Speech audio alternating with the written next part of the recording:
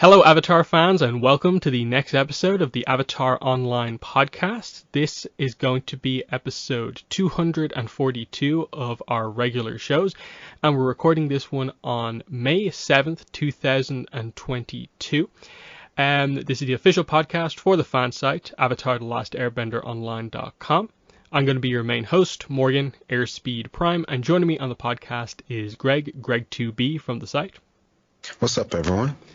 Okay, so we've got I suppose a relatively packed show this time out in that we've got some news, and it's kind of decent news, nothing huge, but, important news, I guess. We have a piece of new content because it's Free Comic Book Day today. The book is out. We're going to review both the Avatar section and the Korra section of this story.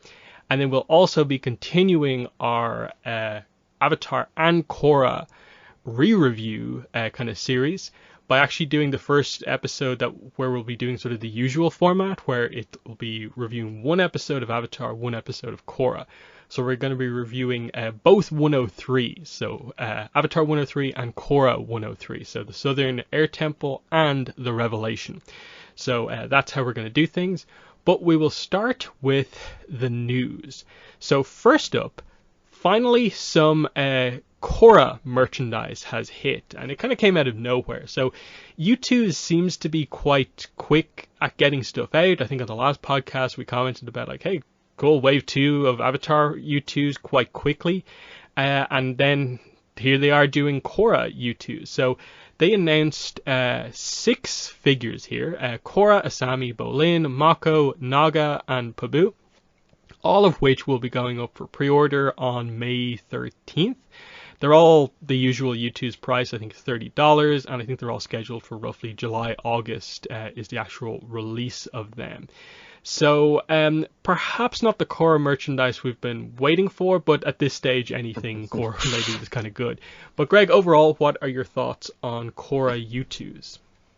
Yeah, I think getting more merch for a series that we don't really have as much for is always a good thing to see. But for the ones that they are actually putting out, I think these are actually pretty cool. I like the overall, sort of look or feel for the characters that they're going for. Especially I like Korra's bending effect parts. I think that came out really well. I think, like we've mentioned before, they definitely have a unique sort of style to their characters and their figures. So it's kind of like up to your personal preference if you're interested in them or not.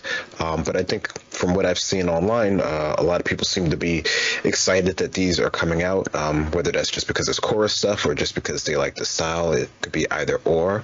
But no, I think it's really good that they're at least going for the main, our main 4 group here, as well as the 2 animals. And I think our animal companions definitely look really cool to me. I think it's interesting which ones that they chose to go for all of them, considering. So that seems to be an interesting choice. I wonder what their sort of reasoning is behind that, but it's always good to see more of it.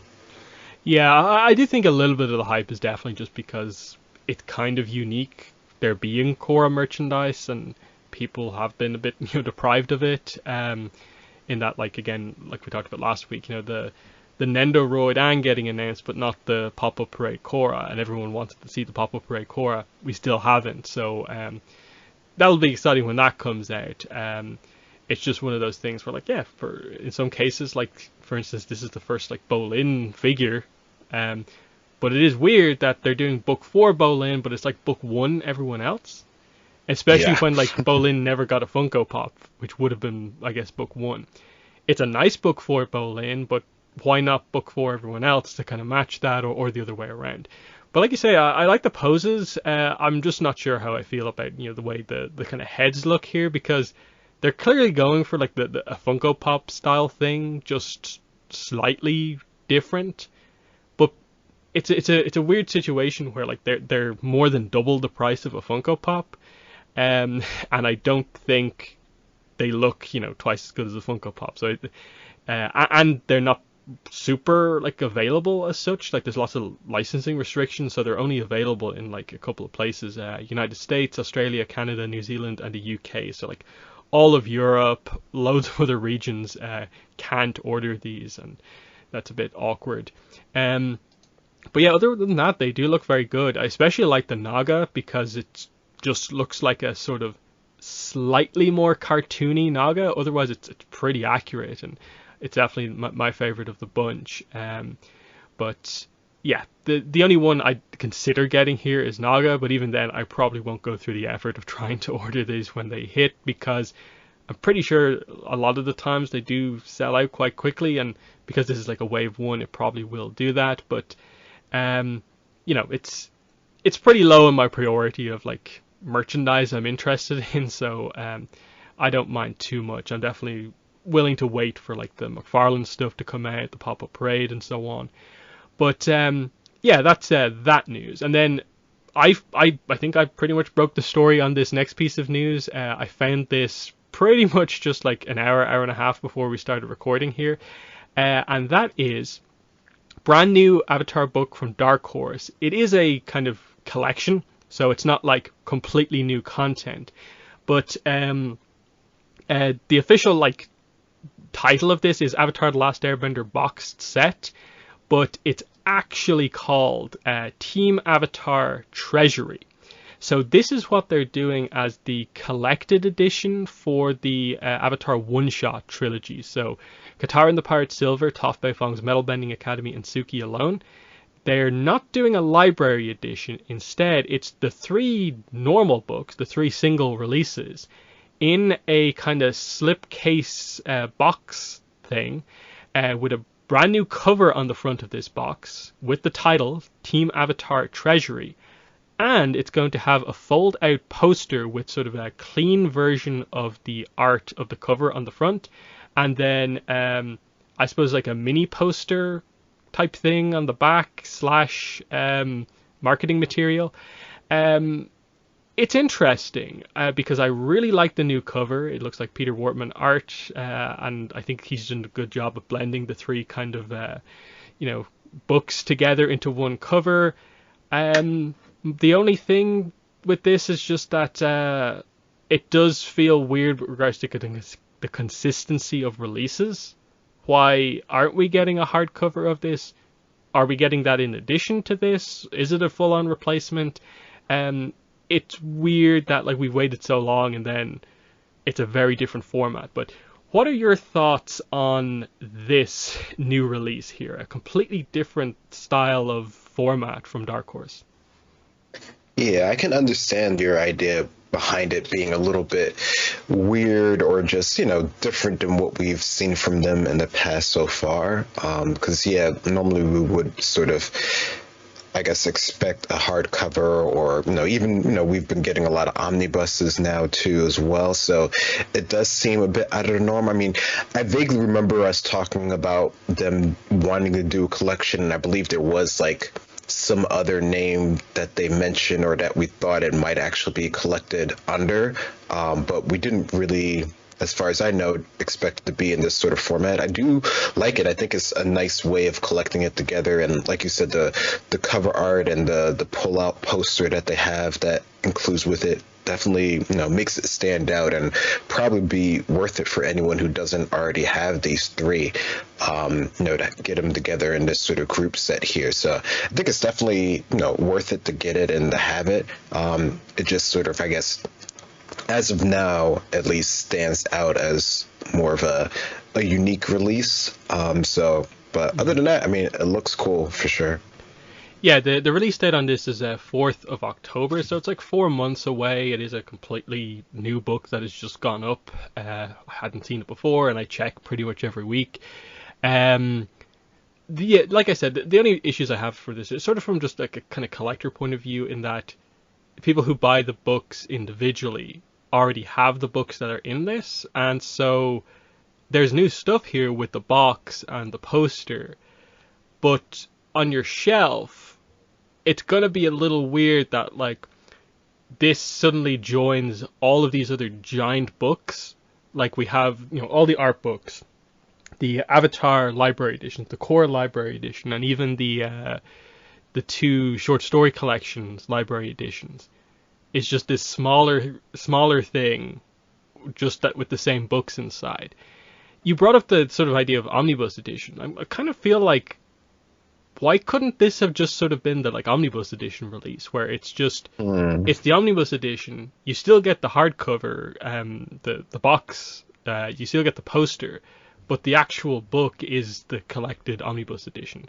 I think that would have been like the perfect way to do it. That way, like you could actually do like this as the fancy deluxe release that comes with a poster, and then you can then release that book separately as like a cheaper collected edition.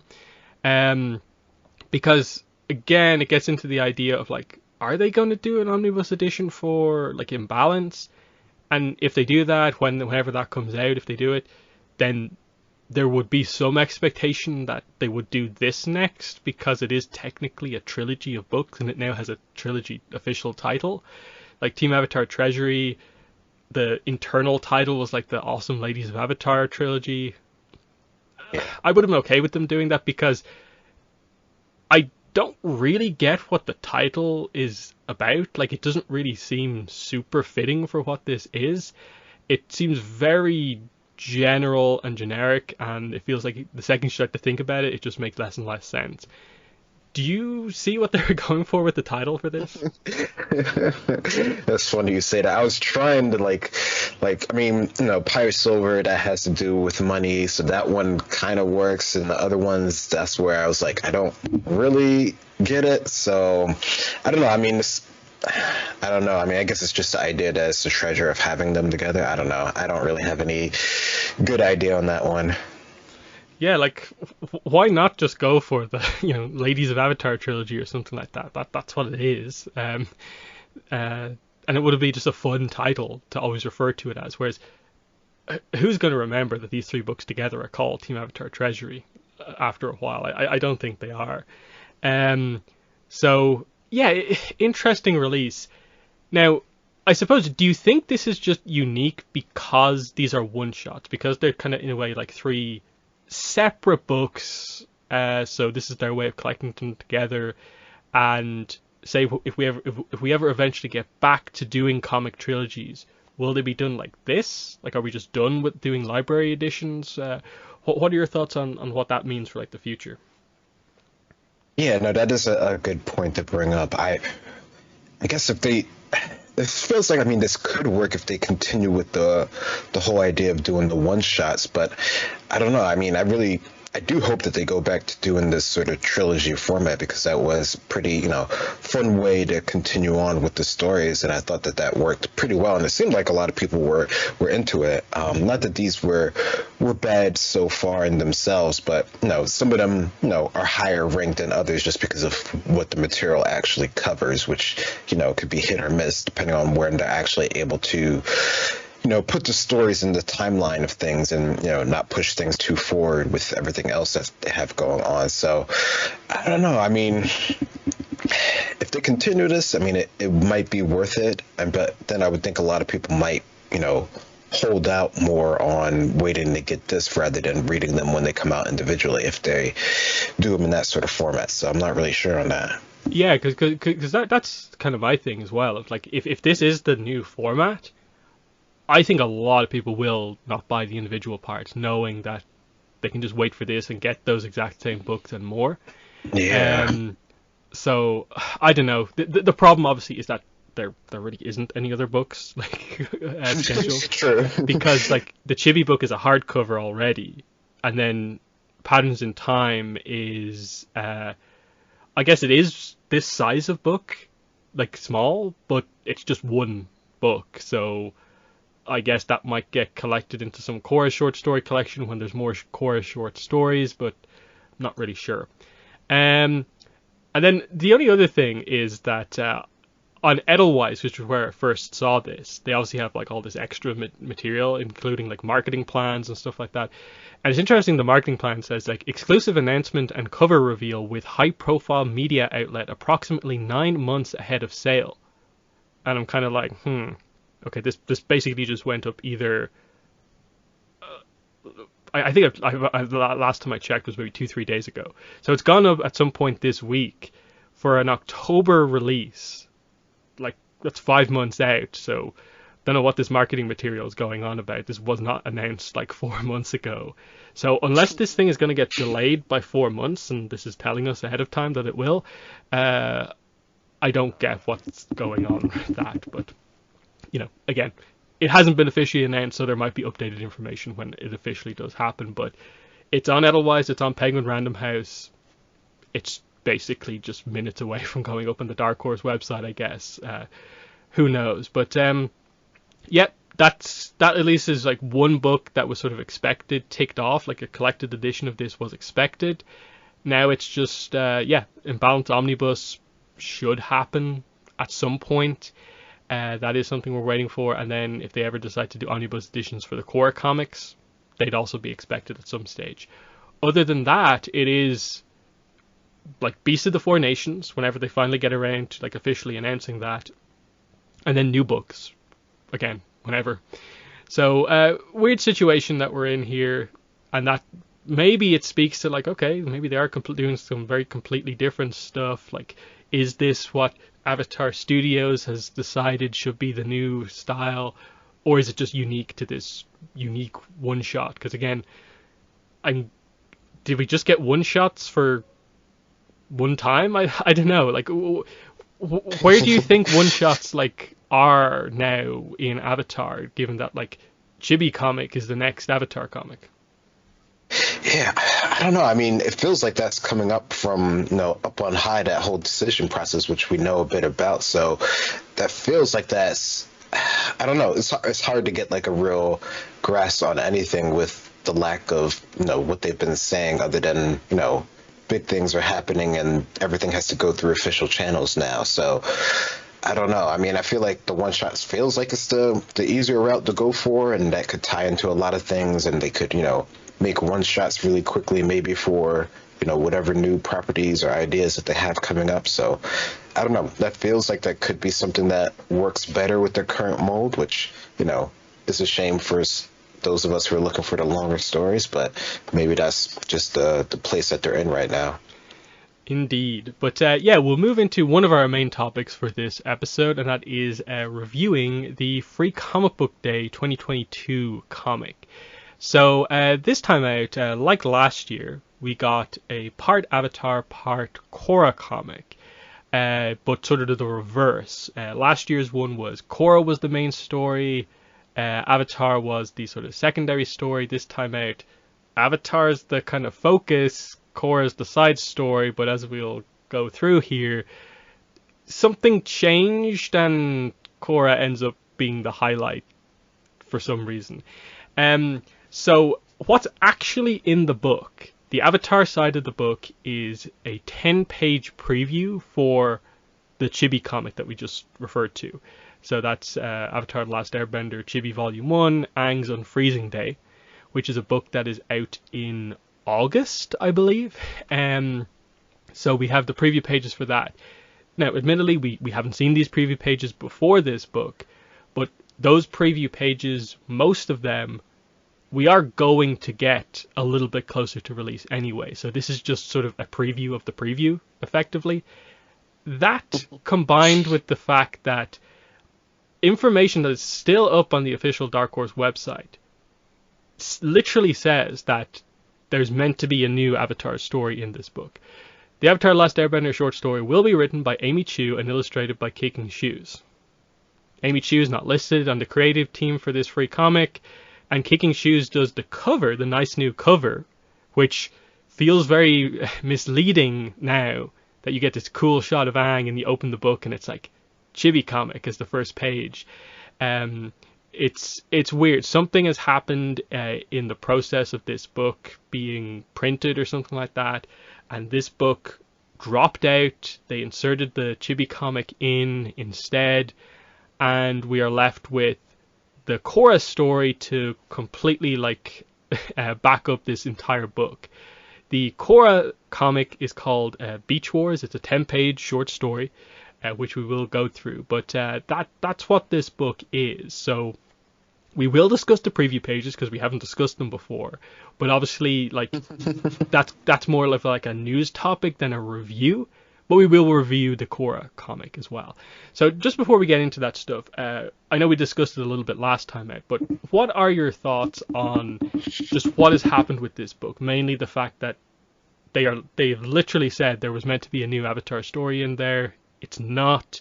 They haven't updated to say what's happened. And even as of like a few days before Free Comic Book Day, they are promoting Free Comic Book Day on the basis of this book has a new Avatar story and a new Korra comic in it.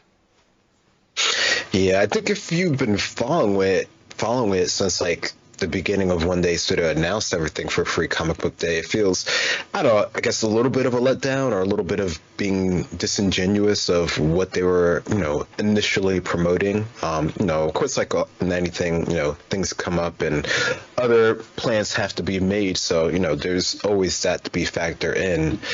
But, going from actually reading it and, knowing about it, it does seem like, there would have been something else rather than what we actually got. Not that, it's all bad at all what we actually did get. But, just the idea of you saying that it's a preview of a preview, just feels a little bit, lackluster, I guess, in terms of what we actually get. The story itself is actually kind of cool, and I'm kind of curious about it now. So, it definitely helps in terms of like, promoting the thing that you were going to promote already and a little bit more, even if it has been delayed as much as it has been already. So, there's some, maybe some positives to it, but it definitely sort of drops the ball a little bit, I think. Yeah, like that has to be factored in as well. For us in the know, knowing that this book was originally scheduled for July last year is also another factor in this, that it's been delayed like 8 times now for over a year as worth of delays. It's a pretty crazy situation that those delays timed out to even make it work, that they could put preview pages into this book. Like it is kind of crazy what's happened. There's been no update about the sort of Amy Chu story, what's going on with that. Again, given that Dark Horse are talking about, everything has to be official. Well, you basically are officially saying this comic exists. It's confirmed this time, so I feel they should say something here, but they probably won't. But yeah, let's get into it here. We'll go through the preview pages here. Obviously, we can't really review it. It's not the full book, but we'll discuss it. So we have Aang's Unfreezing Day. Script is Kelly Lee Miller. Art is Diana Sim with Christian Guillenardo Goudreau. Colors by Michael Attia, lettering by Richard Starkings, and comic craft Jimmy Betancourt, and then translations by William New, because there's actually quite a lot of text that actually needs to be translated here to fit with Avatar. So like I said, this is 10 pages of preview from a book that is listed as having, I think, 48 pages, but you take away a couple because there's like intro pages and stuff like that. So it's roughly a quarter of the book, basically. So we start off here, the first page. Aang wakes up. He's in Ba Sing Se. So this is where this is set. It's sort of like, I think, roughly after book 3. All the characters are in their book 3 like outfits. They're in Ba Sing Se here. Doesn't appear like the war is going on, so it's post-series. Aang wakes up. There's a note attached to him. He looks at it, there's a drawing of Sokka, and it says, please stay in the house. And Aang says, wait, they're gone, why didn't they wake me up? He gets out of bed, and on the bedside table, there's another note. And it's again Sokka saying, seriously, we'll be right back, don't go anywhere. And so Aang says, I guess they really wanted me to get the message. He goes over to the door, another note on the door. You don't have to follow us, just hang out here and relax. He walks through the door, and in the kind of living room of the house, there's notes everywhere. Aang now really wants to know what is going on. Okay, you're allowed to leave the bedroom but not the house. There's no need to wonder what's going on. Stop making a big deal. Just sit down and relax. And Aang decides he's going to leave the house. The door, of course, is covered in more messages telling him to stay in there and not meet up with the rest of the gang for the day. So what are your thoughts here on the first 2 pages of this Chibi comic? No, this is a cute intro to this. I really wonder if they really thought that that would keep him in, or if his curiosity wouldn't get the better of him and he would, immediately go against this. Because it seems like this would be the default thing for Aang to, like, not necessarily follow the rules entirely. So that's a bit curious there, but it's a fun way to start it. Hmm. And I suppose that, like right here at the start, I suppose we should also cover this. Your like immediate take on if this book is canon or it's meant to be sort of like Chibi verse. Oh yeah, no, good question there. The way that it's set up and everything, it feels like it's pretty like it should be in canon. I mean, the way that they have it set up in the scenes and with all their outfits and everything, if at least from what we've seen so far of this, it feels other than the fact that it's completely unique style of the actual art style, it feels like it's pretty much in place. So this, as of now, when we get to the end, it feels like something that could really have happened, despite the look of the actual comic itself. Yeah, that's definitely the direction I'm leaning in, is that it is canon. It just happens to be using the Chibi art style, because otherwise I think much more crazy stuff would be going on. I know it's maybe a little extreme, like the amount of letters that are here, but you watch those Chibi shorts again. So far, nothing to that level has happened in any of this, where like characters are making volcanoes explode, like Kyoshi's the gym teacher, that sort of thing. Nothing like that, but we'll see where we go from here. But for the most part, it does seem somewhat like, contained in what it's trying to do. And as for the first two pages, I actually like it. I think it's actually quite kind of funny, the whole kind of gimmick of like Sokka's just left all these letters that just he's aware of what Aang is going to react to each of these letters, and there's one that follows it up. So it's kind of like actually like cleverly written, even though there's not a lot going on. And the art style is, it's fun for what's going on here. So next page. So Aang's outside now. Again, on the ground, another letter. Aang, go back inside now. He gets annoyed and flies off on his glider into the market, I guess. And he's like, whatever this is, it must be worth it to check out. There's no way Sokka wrote all those notes for nothing.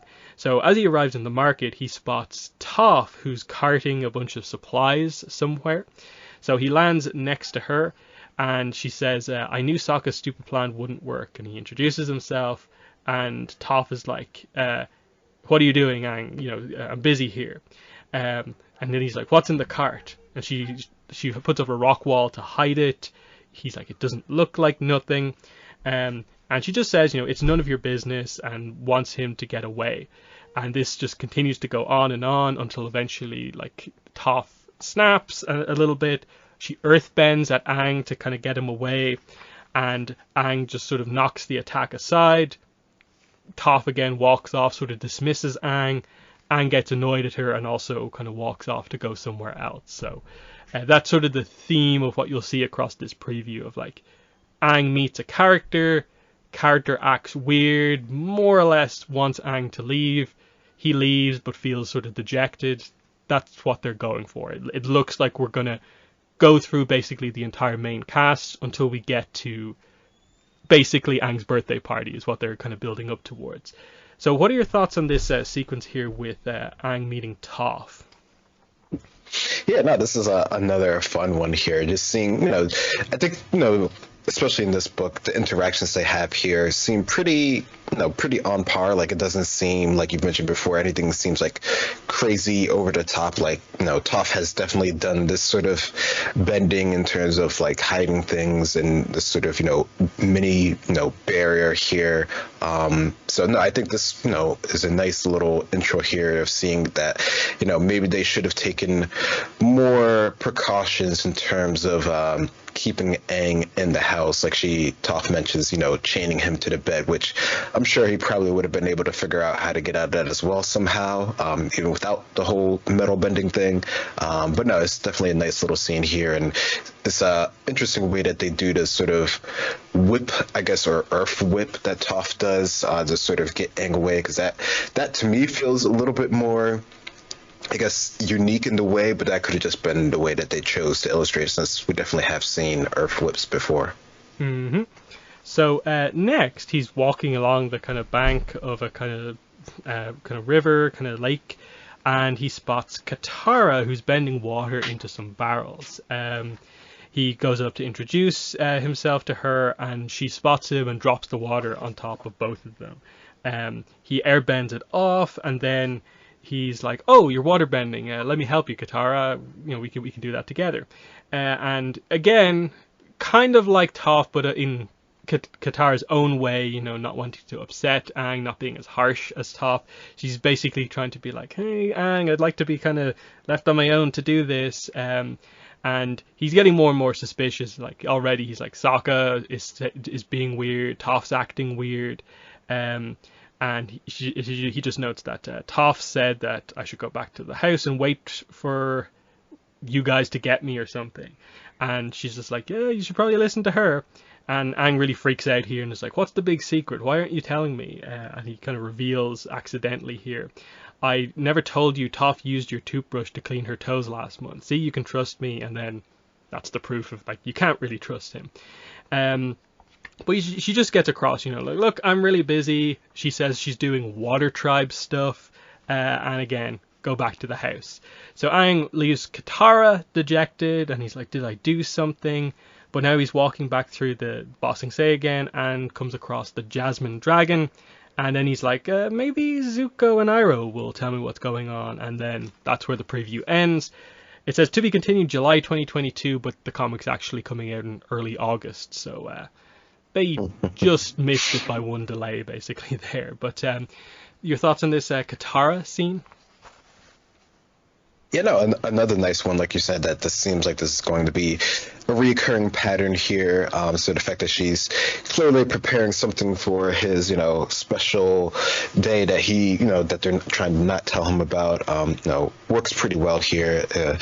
For some reason, this just reminds me of the episode with Jet and them sort of doing the water bending together early on.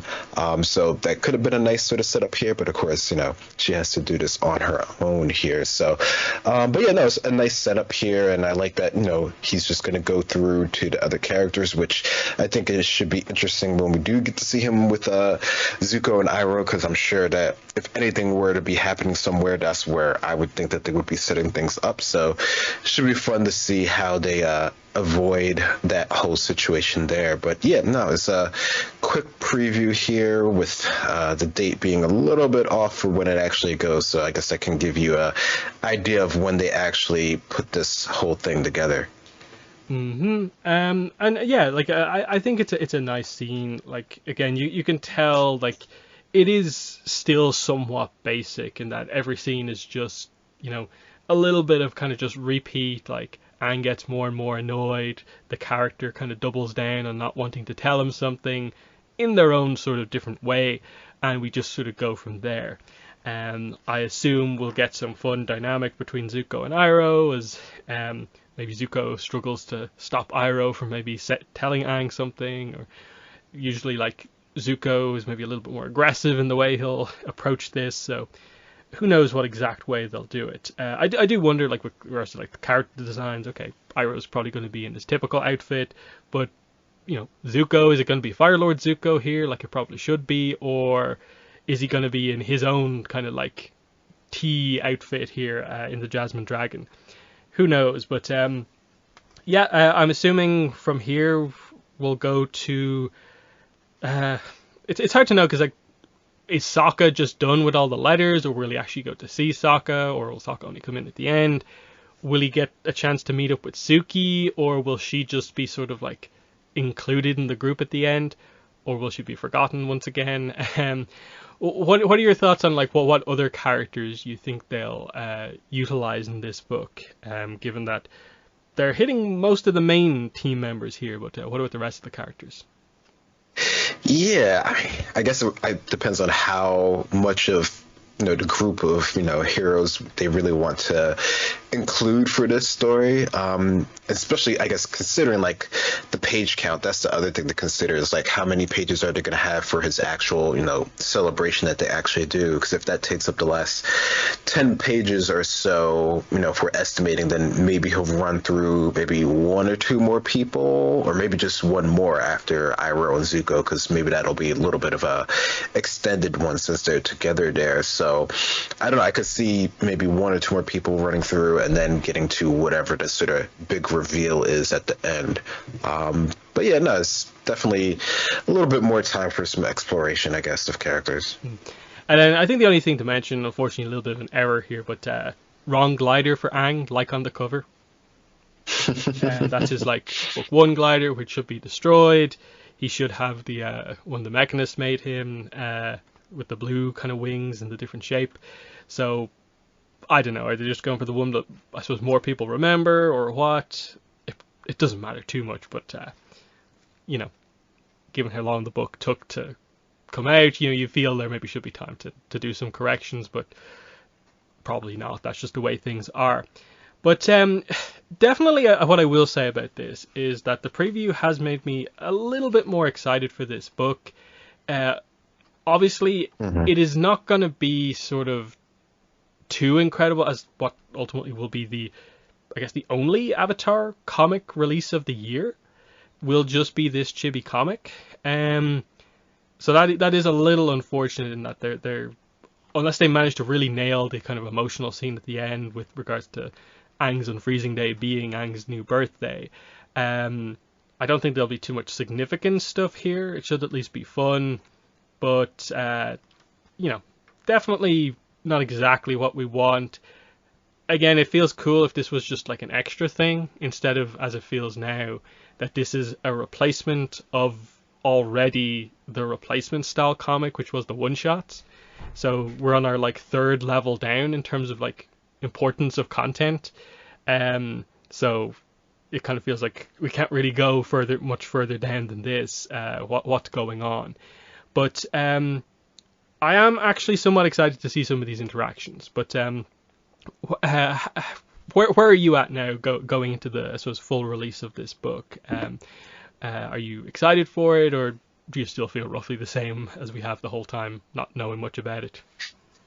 I think I'm a little bit more intrigued, just because I think for me is, like we've mentioned earlier, is really just sort of how grounded it feels overall. Just in terms of the story, like this really feels like it's something that they could have illustrated in one of the other styles, and it would have worked just as well. I mean, I think some of it they're playing up a bit more for a comedic effect, which works well in this sort of chibi style compared to maybe in sort of the more realistic style that we're seeing from some of the other comics. But yeah, no, I think it definitely helps, in terms of seeing this sort of laid out here.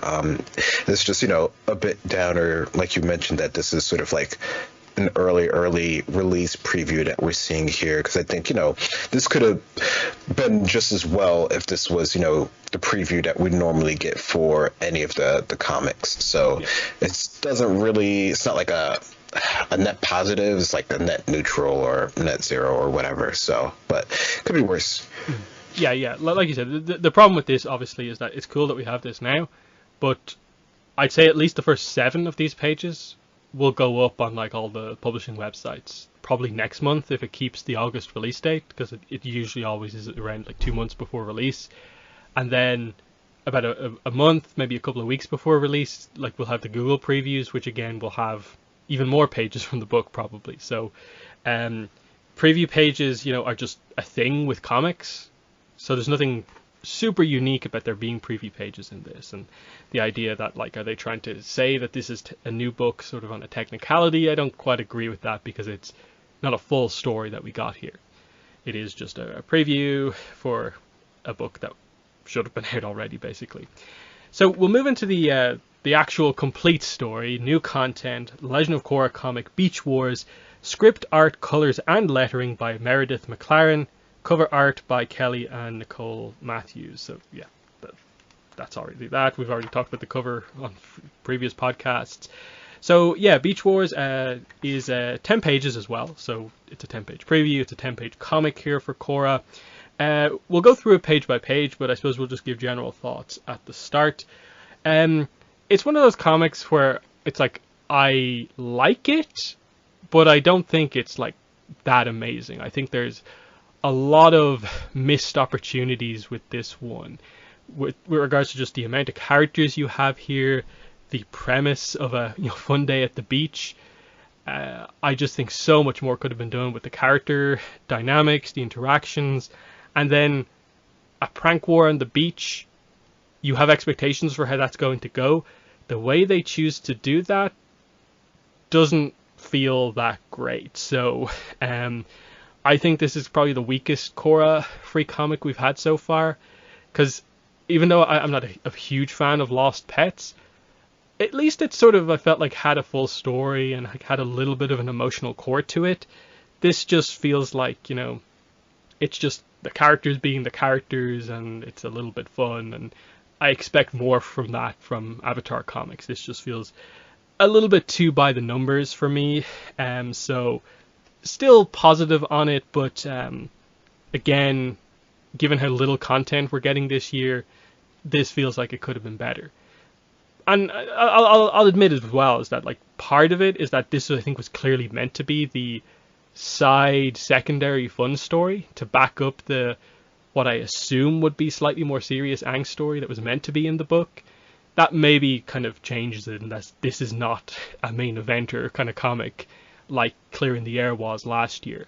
But Greg, what are your overall thoughts on Beach Wars? That's a good point to make there in terms of its, I guess, importance in this two-part, free comic book day comic. I don't think I'm quite as harsh on it as you. I think, it does, a nice-ish job of, seeing our characters interact, and it gives us a little bit of, the older characters, interacting with each other, which I saw that a lot of people were, excited to see. I think for me, I think it's more that this does seem like it's sort of like, almost like an intro to something that could be more of what the actual, prank war on the beach actually is. So I definitely can get the idea from that perspective of that, if they had maybe a little bit more pages, or if they sort of tweaked it in a different way, we could have seen what the actual, pranks that they actually do on the beach actually are, rather than just, the Korra's, the Avatar's sort of like intervention before things actually started, which is a funny bit, and I feel like that's something that would happen, and we've seen that in other formats as well. So I don't know. I think for what they're trying to do, if this is sort of the B story, if that's what we're going to try to consider it, that it works well for what they're doing here, and it is something that we haven't really seen before. So I think the free comic book day comic is their chance to explore with that. I think it's, when you think of it in the grander scheme of media that they're releasing, that it could be a bit downer if that's sort of what you're keying in onto. Mm-hmm. So yeah, we'll go through this page by page. Our opening page is a big kind of splash page here. We see all the characters that are going to be involved in the book. So we have Korra, Asami, Opal, Bolin, Janora, Iki, Milo, and Katara, and Toph also. So that's the lineup of characters that we had here. And immediately this has spawned a little bit of a discussion about sort of why this group of characters, and why not, in a way, more characters if you're just going to do everyone, or why not less characters to focus it in more. I think it doesn't do kind of either of them, where, like, I don't think it utilizes the cast all that well, and then if you're just going to have characters here for the sake of having characters here, why isn't Mako here? Why isn't Kai here?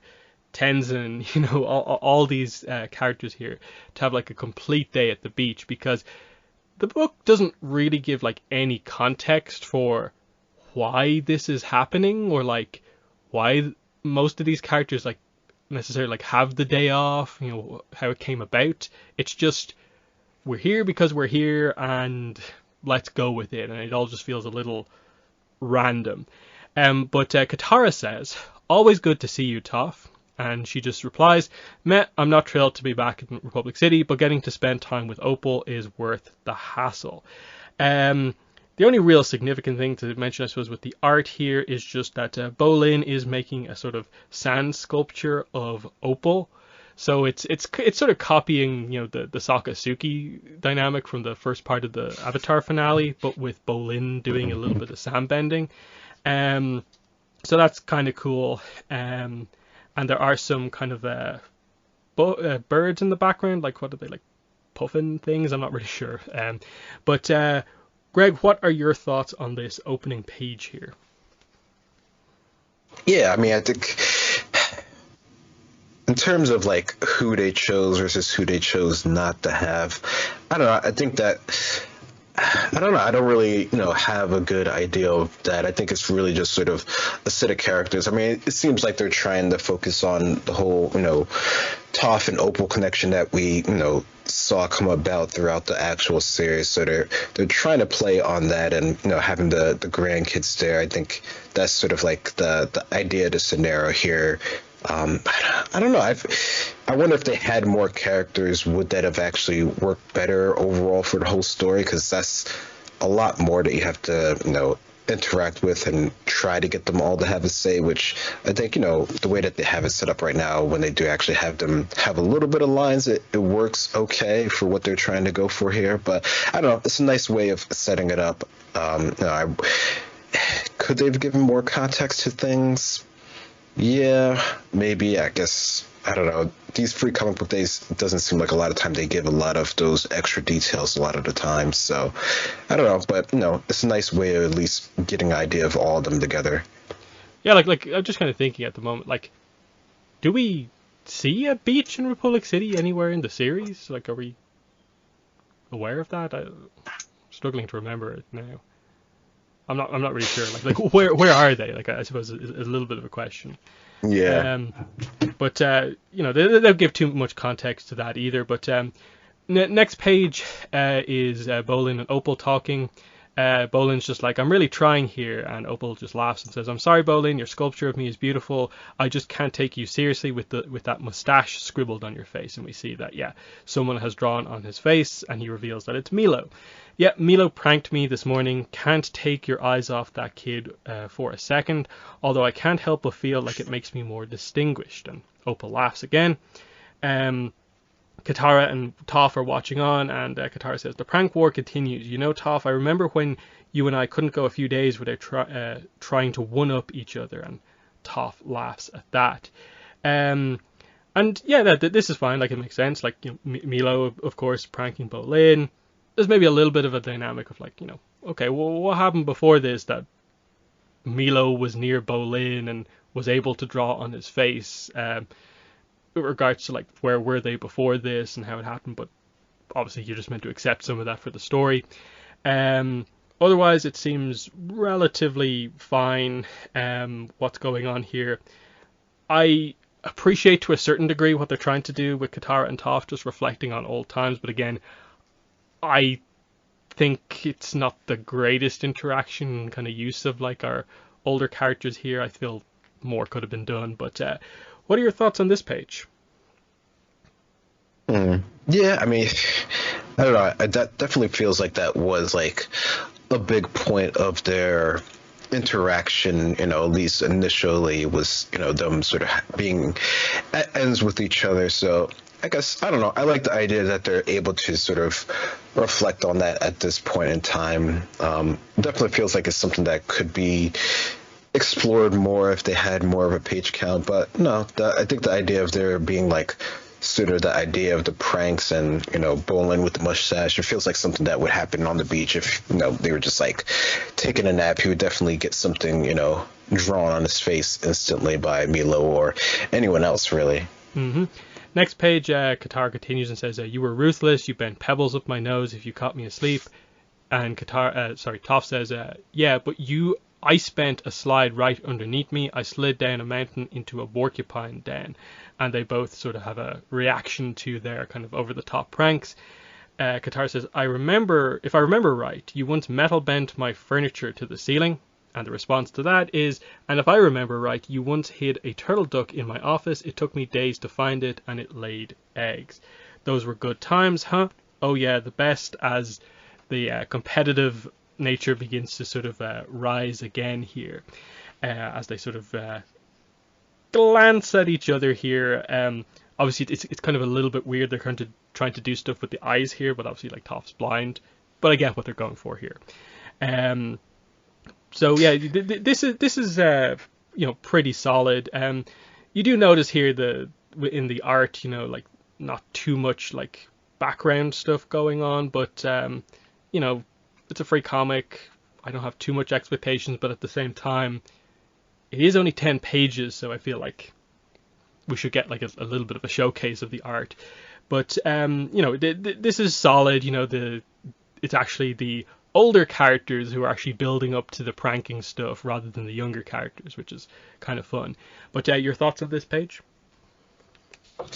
Yeah, no, I like the idea, like you said, of the older characters sort of being the ones that are initiating this sort of prank war that's going to be starting pretty shortly here. And just the idea of some of the pranks that they actually have done since, these are ones that we don't particularly have seen ever. So it's nice to see sort of what their future pranks sort of like evolved into, because I'm guessing that they were, a bit older at the point that they're doing these sort of pranks here. So the whole idea of metal bending furniture on the ceiling, or having the turtle duck in the office, which I assume that's the office when she was working as chief.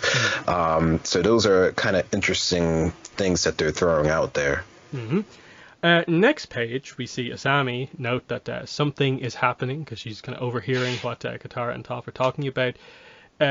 Korra is obviously just lying down with like a towel over her face, and it's just like, let it happen. Katara and Toph get up, and they're like, we're doing this, you bet we are. So Toph immediately does some sand bending and basically like pushes Bolin and Opal over to the side, as they both scream, children huddle up. So they're kind of creating their teams for the prank battle.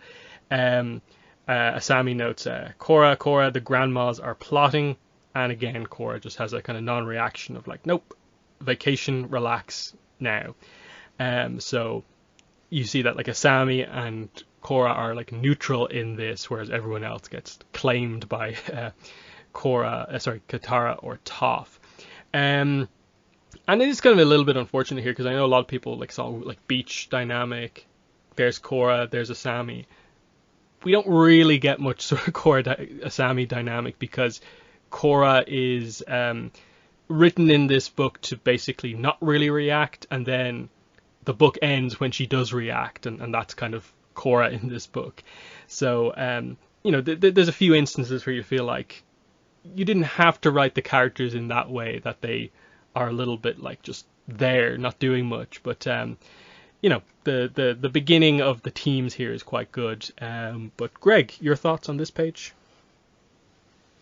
Yeah, this is where, like, if it was a bit more, no, this is really a good start of it, more so because they aren't so interested in it, and then they get sort of pulled into it. But the start of the war is, a pretty cool one that they have here. I like some of the little details that they have in here, like this little sandcastle, like facial expression changing when Toph moves them over to the side to sort of start their, engagement that they're having here. But yeah, I mean, the reactions of Korra and Asami, there's sort of like just sort of side note things. So yeah, if people were looking for them to have like sort of like a huge interaction with each other, because this is, the Korra comic, that definitely isn't the focus at all here. And you can sort of see, like, if more of the characters were involved, this would have actually been quite interesting, because they sort of just go with the really simple dynamic of, well, okay, Katara gets her grandkids, and then Toph, of course, gets Opal, and then Bolin is Opal's boyfriend, so they're the teams. If Mako was here, it'd be interesting, like, would he be like just randomly next to Korra and Asami in the middle, or would he have been just like a part of Toph's team because he's like Bolin's brother, and that's the connection to all of this?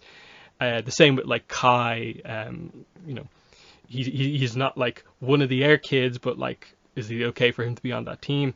that's where, like, you can see like the potential with more of the other characters. But yeah, we start off with Katara's team here. So of course Milo, Iki, Jinora. Jinora asks, why are we pranking Toph? Milo says, I mean, I can give her a mustache too, but I don't want people thinking I'm a one-note pranker. Katara says, children, if there's anything I know, it's the maniacal mind of Toph Beifong, and right now she's over there conniving. So, it's. I wish Iki had said something in the top panel. She does feel a little bit left out. That, like, okay, Jinora reading a book. She's the most main of those three. Milo's the prankster, and Iki is there. That's kind of how it feels. But your thoughts on this page?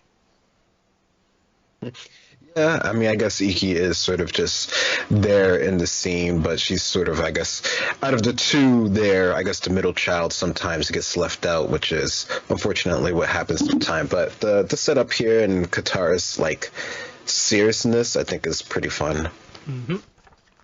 So, next we go over to the other team, so Opal, Bolin, and Toph. And Opal's like, you want us to prank children. And Toph says, no, I want you to prank Katara.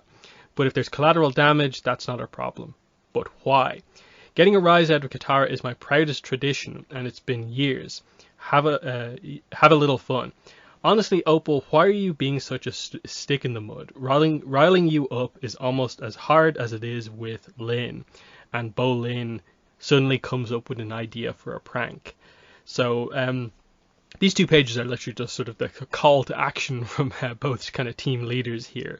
As, again, it's that idea of, like, Toph and Katara are up for this, the others aren't particularly up for it. So that's the whole dynamic of this. But your thoughts on this page?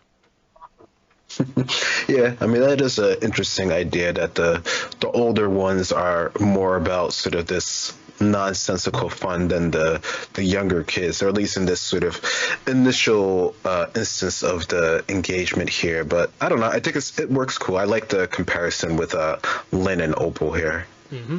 So Bolin comes up with some ideas here for pranks.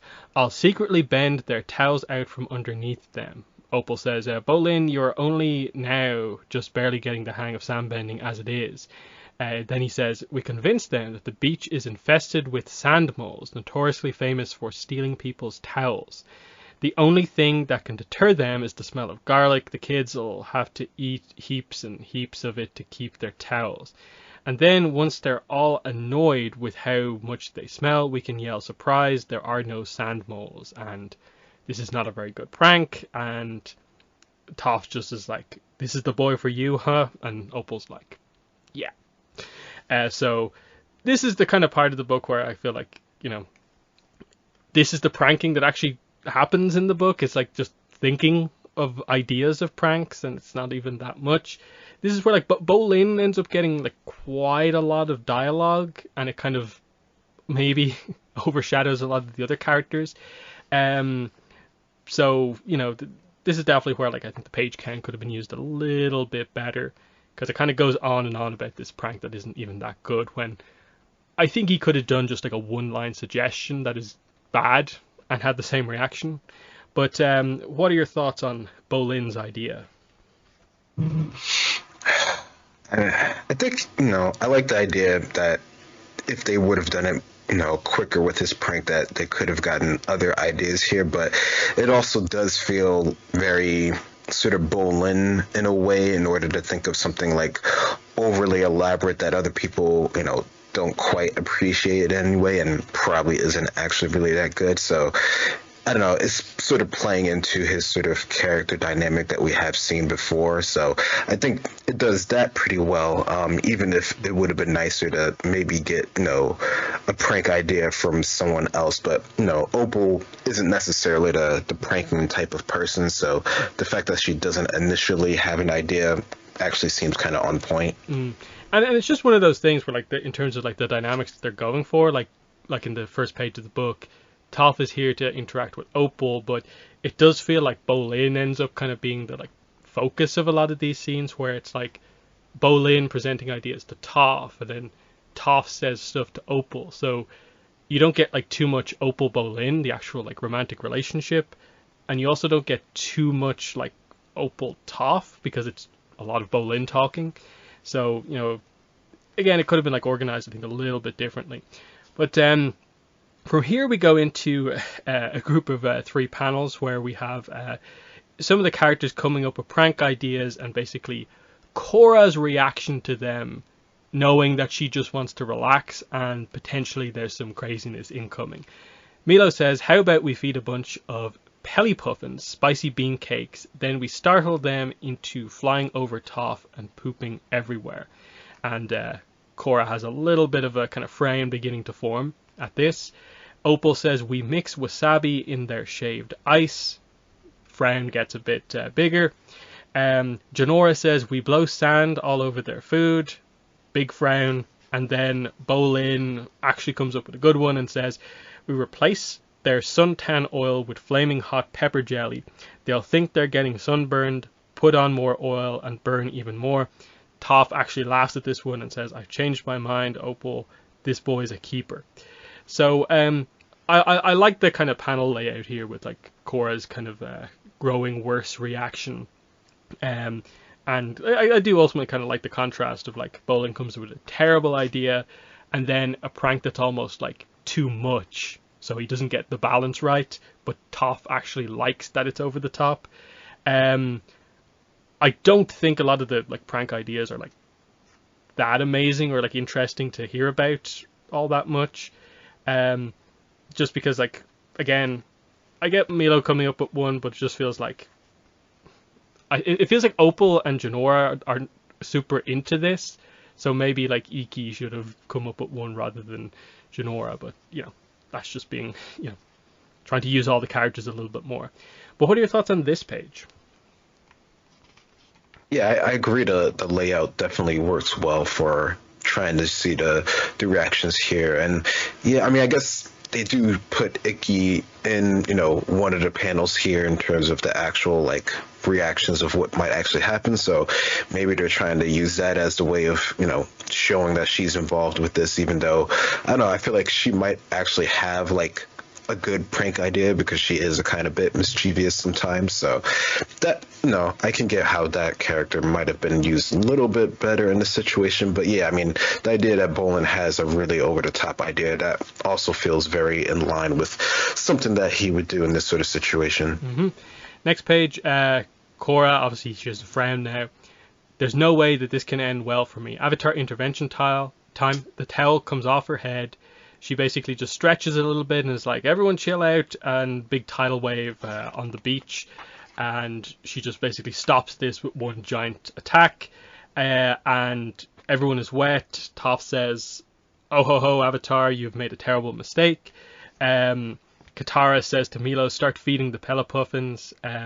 Asami says, non-combatant neutral party. Korra says, I suddenly have regrets, and everyone else just tries to run away from it. And it's like the end question mark, with the idea being that Korra, in an effort to try and stop the prank war, has actually technically started it. And so the book actually sort of like ends before the beach war actually happens. And I think that's probably one of my major problems with the book, is just that they kind of do the Toph Beifong's Metal Bending Academy ending, where like they end right with the super interesting setup of something about to happen. When the actual lead up to the ending, not too much actually happens, and that like it's fun. But I think we basically say that about every Avatar comic. Like, what are you saying if the book isn't fun, isn't enjoyable in some way? It needs to do a little bit more than that. And so that's why for me, like, I personally got like very little out of this from like any character necessarily. So it's just kind of like, yeah, I enjoyed it, but it's like a very middle of the road, like kind of 6 out of 10 for me. Just like not much here. Not like it's in that say, like a new creator here, Meredith McLaren, on writing and art. I don't feel like coming out of this book like I particularly feel like, ooh, really good writer. I want this writer to do more. I'm not sure I'm super into the art style necessarily either, that like I want to see more. So it just kind of feels like, again, like I said, kind of missed opportunities. along the way, where maybe just having like more characters or just doing some things slightly differently could have made it a bit better. But it's one of those things where like I don't want to be like super harsh on it, but I really didn't get much from this one. So that's why, like I said at the start, it's definitely for me the weakest of the four. Friends for Life and Clearing the Air are like way better than this, and I think Lost Pets is a more solid story than this is, because this is like the setup for a story that we don't actually get to see. And if we can't get like a sequel to main stories, like what are our chances of getting a sequel to a free comic book day book? That's kind of my thoughts on it. That like I'm glad we got some Korra stuff this year, and I'm hoping when Patterns in Time comes out that some of those stories are better quality than this. But I'm assuming this will be in Patterns in Time, which leaves us probably with only maybe two more stories to see, but we'll get into that. So what are your thoughts on the ending of this book and just your overall reactions to it? Yeah, I definitely understand the idea behind it being sort of like a setup story, and that really not pushing, Korra or, any of that side of the series into the future or into anything more so. So I definitely I understand the idea behind that. It definitely is fun. It has nice little bits and character interactions that we haven't really seen before. So I like that they're willing to explore those ideas. But yeah, I guess in terms of overall, out of the free comic book days that we've gotten so far, it definitely feels like it's on the lowest side of the stories that we've gotten so far. So I can definitely understand that perspective. Yeah, like I think there are like short stories from like say the Lost Adventures, like Team Avatar Tales, that are weaker than this one, because like I don't think Team Avatar Tales had that great of stories either. And there's certain like 1-2 page stories in like the Lost Adventures that there's just very little to them. This has a fun like idea to it. It does at least use the old cast, and they're always nice to see. I just come out of it feeling like I don't feel like we learned that much more about like any of these characters in the book necessarily. And then like I said, like I do think it is actually a kind of flaw in the book that Mako in particular is left out for what feels like no reason whatsoever. I know I mentioned a lot of other characters at the start, but Mako particularly feels like this is a proper like slight against the character here. Like, do we need to start the sort of like where's Suki campaign, but for Mako at this stage? Because I don't think he's been like treated like particularly well in a lot of recent content. So hopefully that will change. I think we know from the description for Patterns in Time that Mako is in it somewhere, because I think it is a thing that I don't think Mako has been in any of the free comic book day books, if I remember correctly. Because he's not in the Friends for Life. He's not in Clearing the Air. He's not in Lost Pets. And yet he's not in this. So like Mako has not actually appeared in a short story for Korra yet. So they have to include him somewhere. Otherwise the description is technically wrong, because it does mention all the main cast. But do you have any thoughts on that? Just like Mako in particular as like one of the main cast. Otherwise, basically everyone's here. He's the only Korra Team Avatar member not here. Yeah. I don't know. I were trying to just say that he's still like, we thought he got over, being sort of awkward and stuff like that. So, it makes sense that now he should be, around the group more so than less so, unless, there's some, I guess, police work or whatever that's going on that he has to sort of deal with in that regard. So, no, I think it definitely would be, good to include him more just as part of the core group, as we know. Like, you could, like, the whole idea of like Suki being on this side, like you could be like, okay, she's not like there from the beginning with everyone else, even though she pretty much becomes like the main character. Like Mako was there from the start, so unless there's some other really good thing that's going on that you would say in the comic, you would expect him to be there at least a little bit. So I don't know. Yeah, like, and I'd be fine if he wasn't in this, if they just said that, like, oh, Malco's being a police officer today, he couldn't make it. Like, say it and it's fine.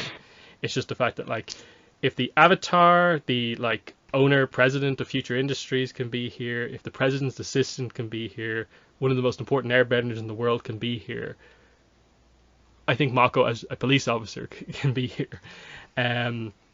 But that's it. That's the Free Comic Book Day book.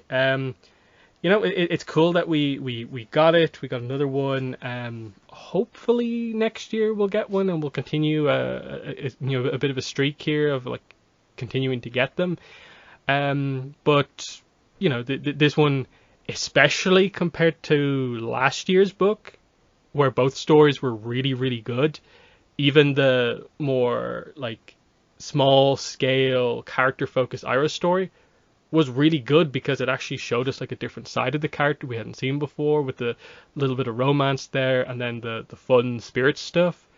And then Clear in the Air actually felt quite important, because it was, like, Tenzin backstory, and it was a good use of, like, the older characters, as opposed to, like, what we got here.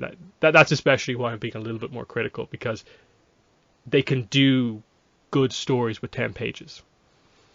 We'll move from the Free Comic Book Day book into our episode reviews. So we're doing the two 103s today, Avatar and Korra. We're going to start with Avatar, because we did Avatar last time out, and we ended on the note of basically preview for 103 review. We both basically consider, like, episode 3 to be like a kind of like a 3-part intro, that you should probably always watch the third episode with the first two, because it's still in the intro phase of the show, but this is the episode where a lot of the nuance and depth gets added onto things, especially on the Zuko side of things. That this is where you get the confirmation that, like, oh, Zuko isn't just working for the Fire Nation. He has a very unique position within the Fire Nation and in his situation, and we learn about that here, as well as a bit more setup on the Aang side of thing, like we discussed. So we'll get into specific points, but I suppose we'll start off with general thoughts. Greg, what are your thoughts on watching 103 again?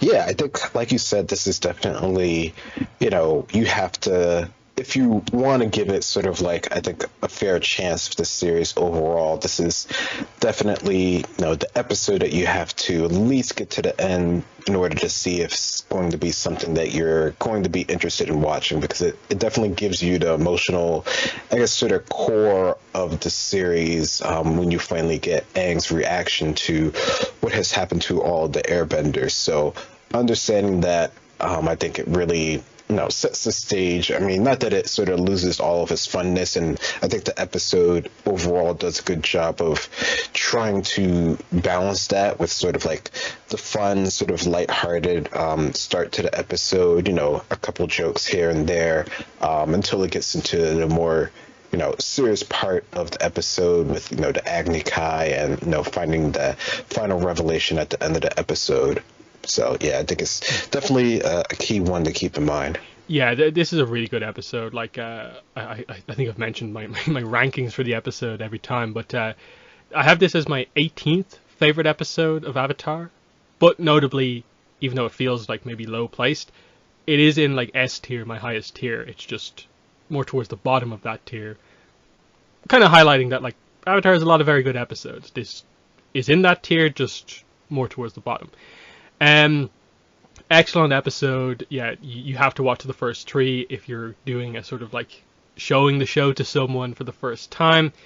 It's definitely the introduction of Zhao changes how you feel about Zuko after the first 2 episodes, in that you realize, okay, first 2 episodes Zuko's the villain. Then Zhao's introduced and, like, oh no, Zhao is the typical Fire Nation villain. Zuko's something different, kind of in the middle, where, like, he's obviously not a hero because he's hunting down Aang, but he's not fully, completely allied with the Fire Nation, so that makes him interesting. And then yeah, we discussed in the previous episode the idea of like when did they properly introduce the idea of the kind of Ernoma genocide? And this is effectively it, because they never come out and say like a genocide happened, and it probably does take until 306 for the what actually happened to become very, very clear to you. But this is the one that makes it clear. Aang is the last airbender. Like, an entire one of the four nations is gone except for Aang Appa Momo at the end of this episode. They're two very big things to get across, just that the show is trying to do something more than what you expect on Nickelodeon. Like, the heavy emotion of the Aang in the Avatar state scene at the end is really, really powerful. But let's get into this.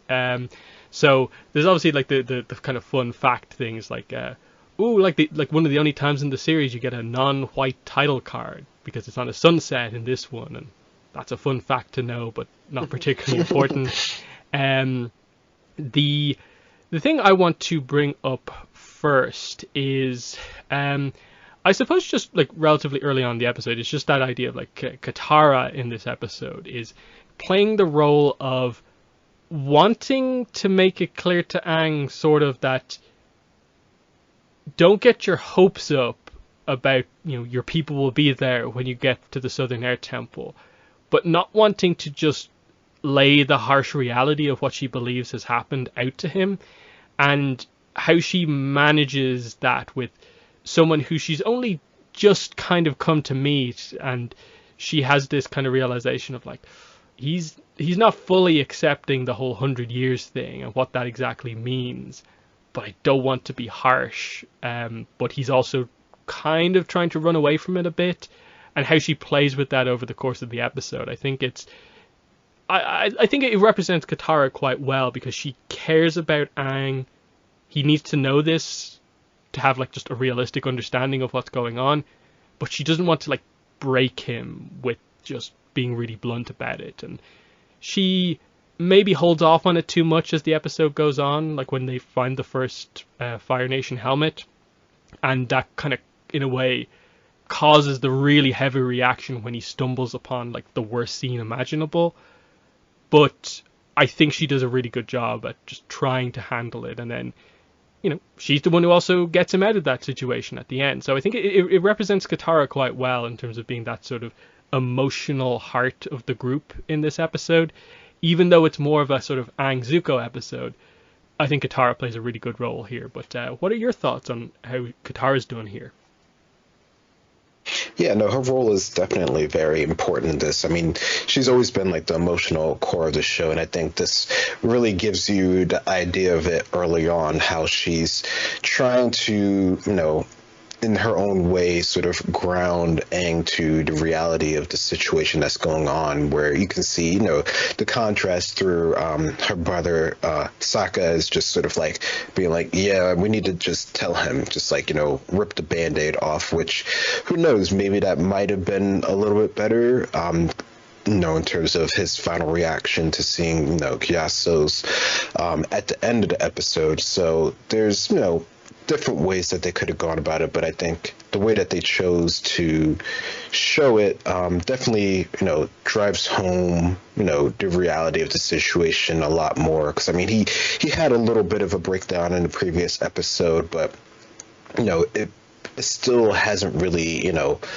dawned on him, fully, the extent that the Fire Nation has gone, and this is where you really get to sort of begin to understand the full scope, that if they can get here where, in the beginning he, starts off saying like there's no way they can get up here unless they have, flying bison, which of course, there's other ways that they do, and we learn about those as we continue watching the show. But this is really, the core aspect of, I guess, Katara and Aang's relationship here is just sort of, wanting to understand. And yeah, this is really, early on in the relationship here, but I think this just, it shows you the core of Katara's character without really, the two characters having like a deep connection yet. Like, no, they don't have any sort of bigger relationship together at this point in time, which I guess you sometimes can kind of forget, especially if you've seen the whole series. You understand the whole thing and where it sort of ends up. But this is really, really, really early on, and just the idea that they can say that they're sort of like going to be like a family unit now by the end of the episode really shows the maturity that they have overall, despite the silliness that Aang does right in the beginning just to get Sokka up, so that they can actually finally get to the temple here. So there definitely is a lot of back and forth and dynamics here going on with how they're sort of trying to balance, I guess, the seriousness of the situation. And I would say Aang still doesn't really like. I think this is like him understanding the place of the airbenders in the world, but he still has a lot more to still grow. He still has to really understand the whole idea of the Avatar, which you don't get for a couple more episodes or so, to sort of understand the full gravity, and even maybe the whole season until then. He really has to really sort of get over a lot of things, which is just his character journey overall. Mm-hmm.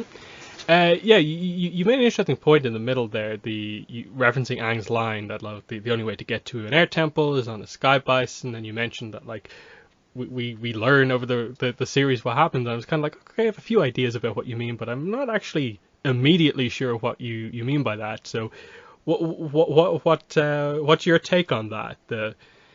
They got to the temple, they didn't use sky bison. Are you referring to dragons or what? Firebending, flying? Yeah, no, that's like a really good idea. I mean, it's like the whole, I guess, concept of getting to the air temple, like especially this one, like you see how long. I think they do a really good job of like trying to like emphasize how hard it is to get up there. Like the angle that they climb up in the beginning, it makes it seem like it's really steep, right? Like that seems like they're climbing a lot, which if they were probably going at that angle, you would think that they might fall out, which we have seen happen. We do see that eventually happen later on, but that's more from like maneuvers and stuff like that. So yeah, it's really like curious, like what is their method of transportation, or how efficient it is, or maybe they just scaled up really long in order to get up there, which seems kind of impractical. And yeah, we know there's sort of like other forces at play and other betray people that are actually like involved in this, even though we don't know all of the specifics per se. Yeah, because the way it's worded here, it gives you the impression that they're going to explain in the series, like, how did they get up there? They don't really, because based on everything we've learned since then, the attacks probably happen post Sozin asked them to hunt the dragons. Like, I'm guessing that relates to it somehow, in that them using the dragons would be a good way for them to get up there and have the advantage, because we assume the comet also empowers dragons as well. But Sozin did introduce that concept, and he would have been very old at the time when he ordered the attack on the air temple, so that had to have been in place already. So it potentially wasn't the dragons, or if it was only like a couple of them. The only other way is like, okay, Sozin's comet empowered firebenders can firefly up there, but that doesn't necessarily seem like all the random firebender soldiers would have the kind of skill in a way to do that, even if they had the power. Which brings up stuff like from the trading card game, like Afiko, like it said that he gave like secret information to Sozin about like secret paths up the mountains. I think is roughly what is said, like secrets to help attack quickly. Otherwise, like, it still has to be a substantial amount of soldiers that get up there to ambush the airbenders. The RPG gave us like a little bit of extra context that during this era, the airbenders are they're kind of like scattered in a way. Things aren't like, it's not the most amazing era for the airbenders, and if an attack were to happen, they wouldn't be able to respond well to it. But we see that there's at least a decent amount of firebender skeletons up on the mountain, so they got a decent amount of people up there, but we don't fully know how. Obviously, it seems like based on that, there you can obviously mountain climb up there if you had to. There is a path, but it's a very obvious path that they would see coming. And was it just that? And with the comet, that's what happened. It speaks to the idea that, like we touched on in the first episode, discussing those two, they don't really reference the Air Nomad genocide. Like, even in this episode, they don't fully commit to saying that the Fire Nation wiped out all the other airbenders. Aang makes the assumption, based on what he's seen here, that, well, if they got here, they probably got to the other temples, and makes, I think, quite a large leap to assume that that means I am the last airbender. When I think you as the viewer are kind of thinking, like, I'm not quite sure that all kind of fully works together. Surely someone escaped. You know, Order 66 in Star Wars. You know, I know how this works. You know, there's probably someone out there. So it's an interesting one in that I'm just struggling to think within the fandom. Like, when did we fully learn the idea that it was a like genocide, that it was like a coordinated attack? Like, was it up until 306, or they probably, you know, it was like a fact thing on like the website or something like that we learned? I don't know. Do you remember like the specifically when we fully knew that it was the Air Nomad genocide that caused Aang to be the last airbender? Yeah, that's a good point there. Like, I mean, eventually throughout the show, you know, you come to that sort of realization, even if you don't quite sort of like understand why there aren't any sort of like stragglers. And, you know, again, you know, it's a kid's story and it's focused around Aang. So, you know, that's the whole like point of it, of course, is to like, you know, zero in that this is the last airbender, the last avatar, this, you know, the last, and that's sort of how it's going to work towards this story. Even if, you know, it doesn't quite make as much sense. And, you know, eventually through like other stories like the Lost Adventures, we learned that, you know, they did have to set some traps specifically to capture other airbenders that weren't at the temples, that weren't there in the initial sort of like purge that they were doing of all the airbenders. So, you know, we eventually do learn that there were other stragglers and there were other ways, which, you know, still leads you to believe that there probably could have been some others out there that could have survived maybe. So I don't know, that is a good question, because of course, you know, they're never gonna, you know, right out say, you know, anything about genocide, because that's not, you know, the level of, you know, storytelling or, you know, maturity that they're going for directly referencing in this series here. So, you know, there's never that, but, you know, it does come, you know, apparently clear that, you know, it is pretty much just Aang. Mm-hmm. Yeah, because the way they tried to get it across in this episode is that Katara tells Aang that the Fire Nation killed my mother, and they, like, she basically says they might have done that to your people too, and I think we are meant to assume that like is the case, which I believe, like, I don't think the first two episodes directly told us the like nature of how Kaya was killed. They just said that their mother was gone. So this is like also the first time like we're learning that as well, that like, oh, like, you know, Kaya was killed by the Fire Nation. So that's kind of interesting. So, you know, all that stuff is kind of interesting. But what's the first point you want to bring up about this episode?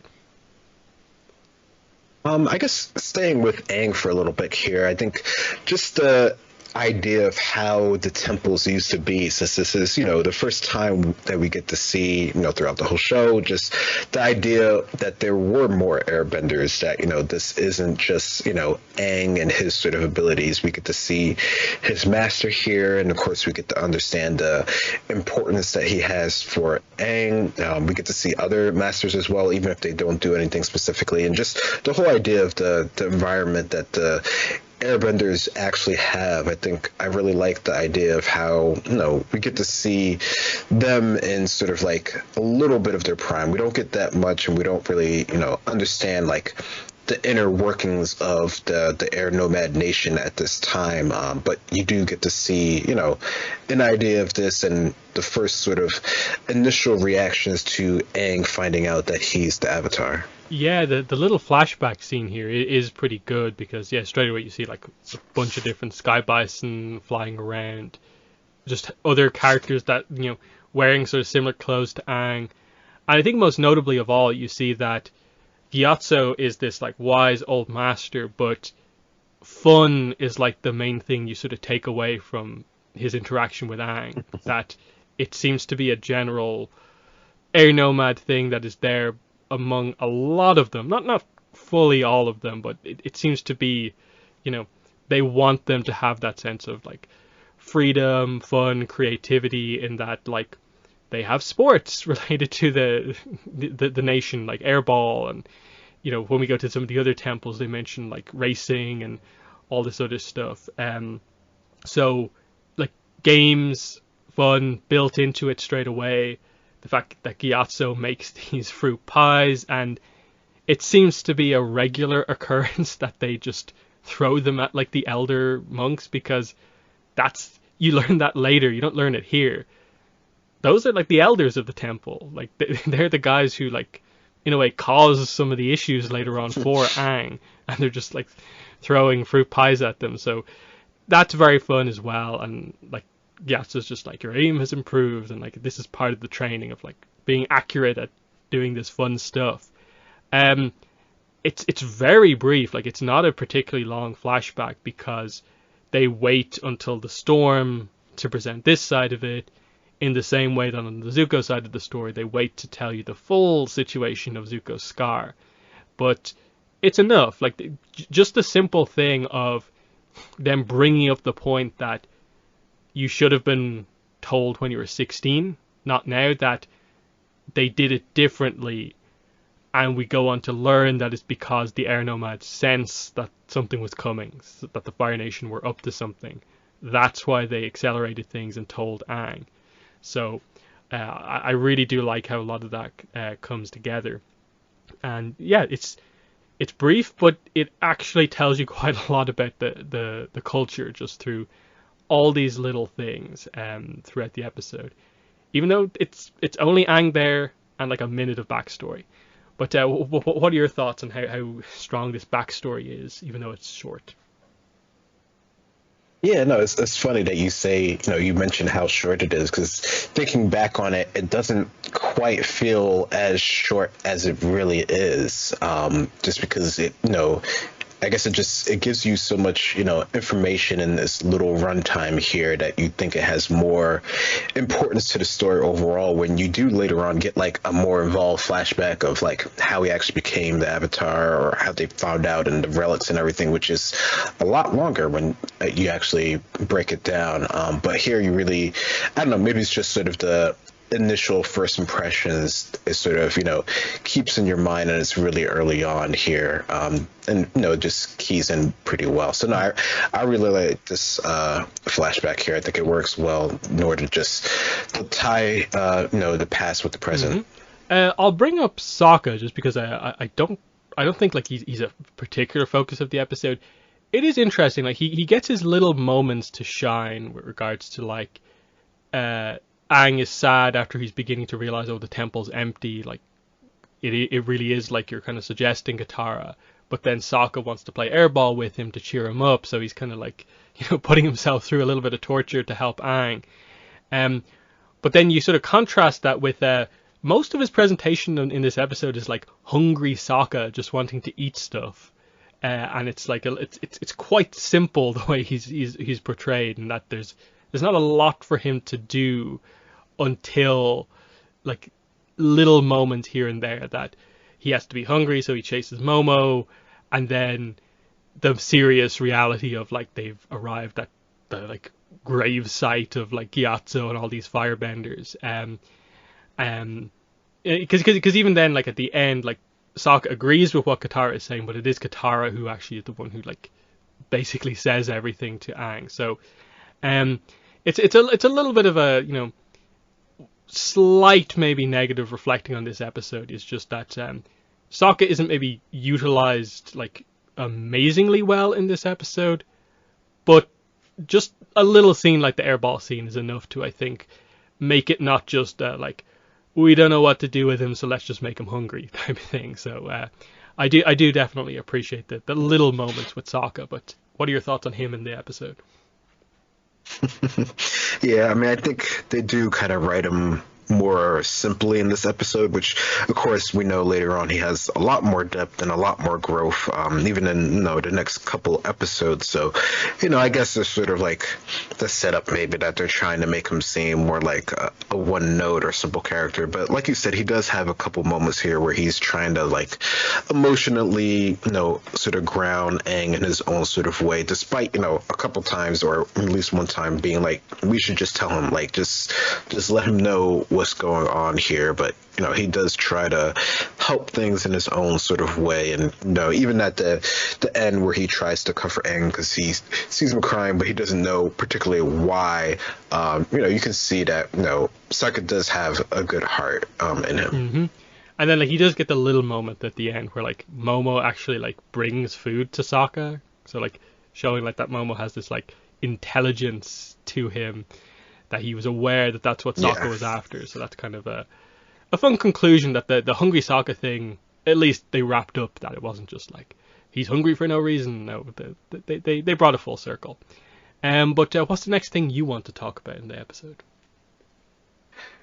Yeah, no, I guess at this point I really want to switch to the other side of things and just sort of start on Zuko. Just sort of, I don't know, I think it's really cool to see here how we also get sort of the initial origins of his sort of plight that he's going on without actually getting any sort of flashbacks. His is definitely more dialogue focused, which I don't know, I think that kind of works here, just in terms of like the Fire Nation and being more sort of like rigid in what they're planning to do throughout the whole world, basically, as well as just getting our sort of initial impressions of Zhao before we get into anything more. Yeah, this is very interesting because like you suddenly realize like, oh yeah, like Zuko's quest to find the Avatar, they don't tell you the full context for it in the first two episodes.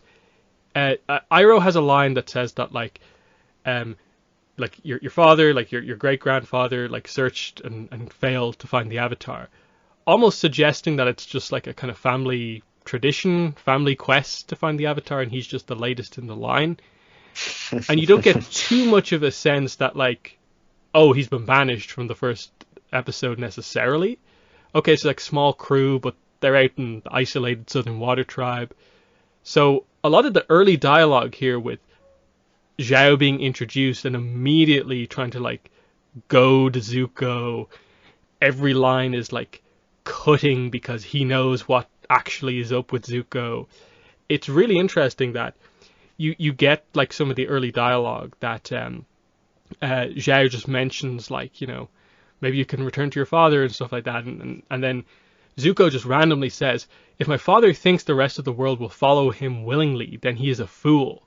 And Zhao's response is, 2 years at sea have done little to temper your tongue. So you immediately find out, okay, Zuko's been searching for the Avatar for 2 years, and that he has issues with his father, which this is us finding out about them for the first time. So I like this one because you don't get a lot of Zuko like this in book one, because he's so focused on finding the Avatar that you don't actually get like his opinion on what the Fire Nation is doing, which he was banished because he was actually like looking out for the welfare of the everyday, rookie troops, just the people.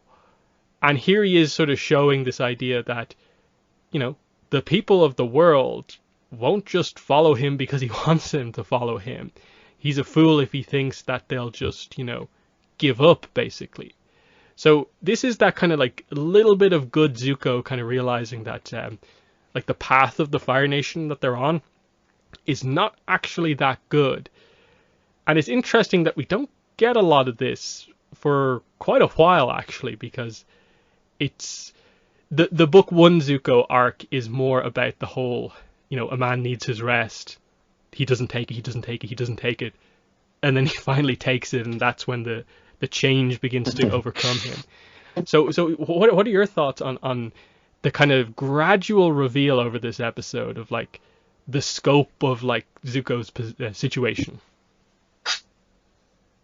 Yeah, no, I think they do a good job of that because, like you mentioned earlier, when you first see him, you really think that he is sort of like the big bad. But, as this episode goes on and the whole series overall, you get to see that there's a lot more layers and depth to Zuko. And I think eventually it becomes pretty apparent, pretty quickly that he isn't the bad guy in any sort of sense. Like the idea that he can sort of like have some compassion for the other side while still trying to capture the Avatar just so that he can be back in his father's good graces shows that he has, both sides of the equation, whereas, Zhao, as far as we can tell right now, doesn't really have that at all. Like, he wants sort of the death blow or, major blow to be dealt to him later on.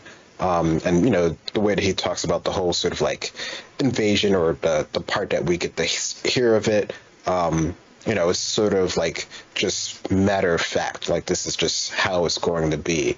And that's just sort of, does a good contrast there just to show where Zuko's his sort of like key, sort of compassions lie, without, really getting too much of it, because he still seems like, he's a bad guy. Like he's not trying to do the right thing for any sort of greater reason. He's pretty, self-important in terms of like his actual goals, which, that, kind of makes sense considering everything that's going on. So it definitely is a good start to his, beginning character arc here. Yeah, this is why Zhao is so important, because you get this really interesting dynamic between the two where Zhao questions Zuko's loyalty to the Fire Nation on the basis of like his banishment and now sort of withholding information about the Avatar from Zhao. And it's this idea that Zuko's loyalty at the moment is effectively sort of like to himself. Like he needs to capture the Avatar to restore his honor because of this personal thing that happened to him. He doesn't really care about the Avatar in the context that the Avatar is the only thing that can defeat the Fire Nation. Because he doesn't want the Fire Nation to win as such, is what I more or less take from his line at the start, that it's not that he's like anti-Fire Nation here, but like he doesn't fully agree with what the Fire Nation is doing as such. You can roughly get that out of what he's saying. Whereas like Zhao is kind of loyal to the Fire Nation, but is now kind of going against, in a way, this thing that actually like Ozai set Zuko out on, and that he's trying to take this away from Zuko. And it speaks to the idea of why does Zhao do this? And it's because he's ambitious. He wants to get higher up in the Fire Nation. He wants to be, the right-hand man of the Fire Lord, effectively. And he sees capturing the Avatar as the way to do that. But it's very petty of him to take Zuko's personal quest away from him, just to basically do his own self-important thing, and that is advancement. Because we see he's already been promoted from, was it captain to commander here, and he gets another promotion later on, so he's doing all of this just for that. And so loyalties kind of feel like they're all over the place in this episode. And it's also one of the few episodes where we get the sense that, the only reason Zuko has a crew is because Iroh is respected. Now, it's an interesting story in that they never fully tell the whole thing. You get bits and pieces of it where, like, when they properly introduce G, you get the idea that G respects Iroh. But I think it's only like a website thing that actually like literally confirms that Iroh worked on behalf of Zuko to get him a crew. It wasn't that the Fire Nation like assigned him anyone. Otherwise, Zuko would be probably out on his own in like a little boat, just on his own searching. That's how kind of bad the banishment is. And so if Iroh was not fighting in his corner 100%, Zuko wouldn't have anything. And the main dynamic you get here is that Zhao is like, we're basically going to race to capture the Avatar. I have legions of men. You have a small crew. That's the dynamic. So, what are your thoughts on the introduction of Zhao? He gets a little overshadowed in the villain debate because we have such good villains, but I think he plays his role perfectly as the book one villain. He's never going to be the most memorable one, but he's exactly what you need right now.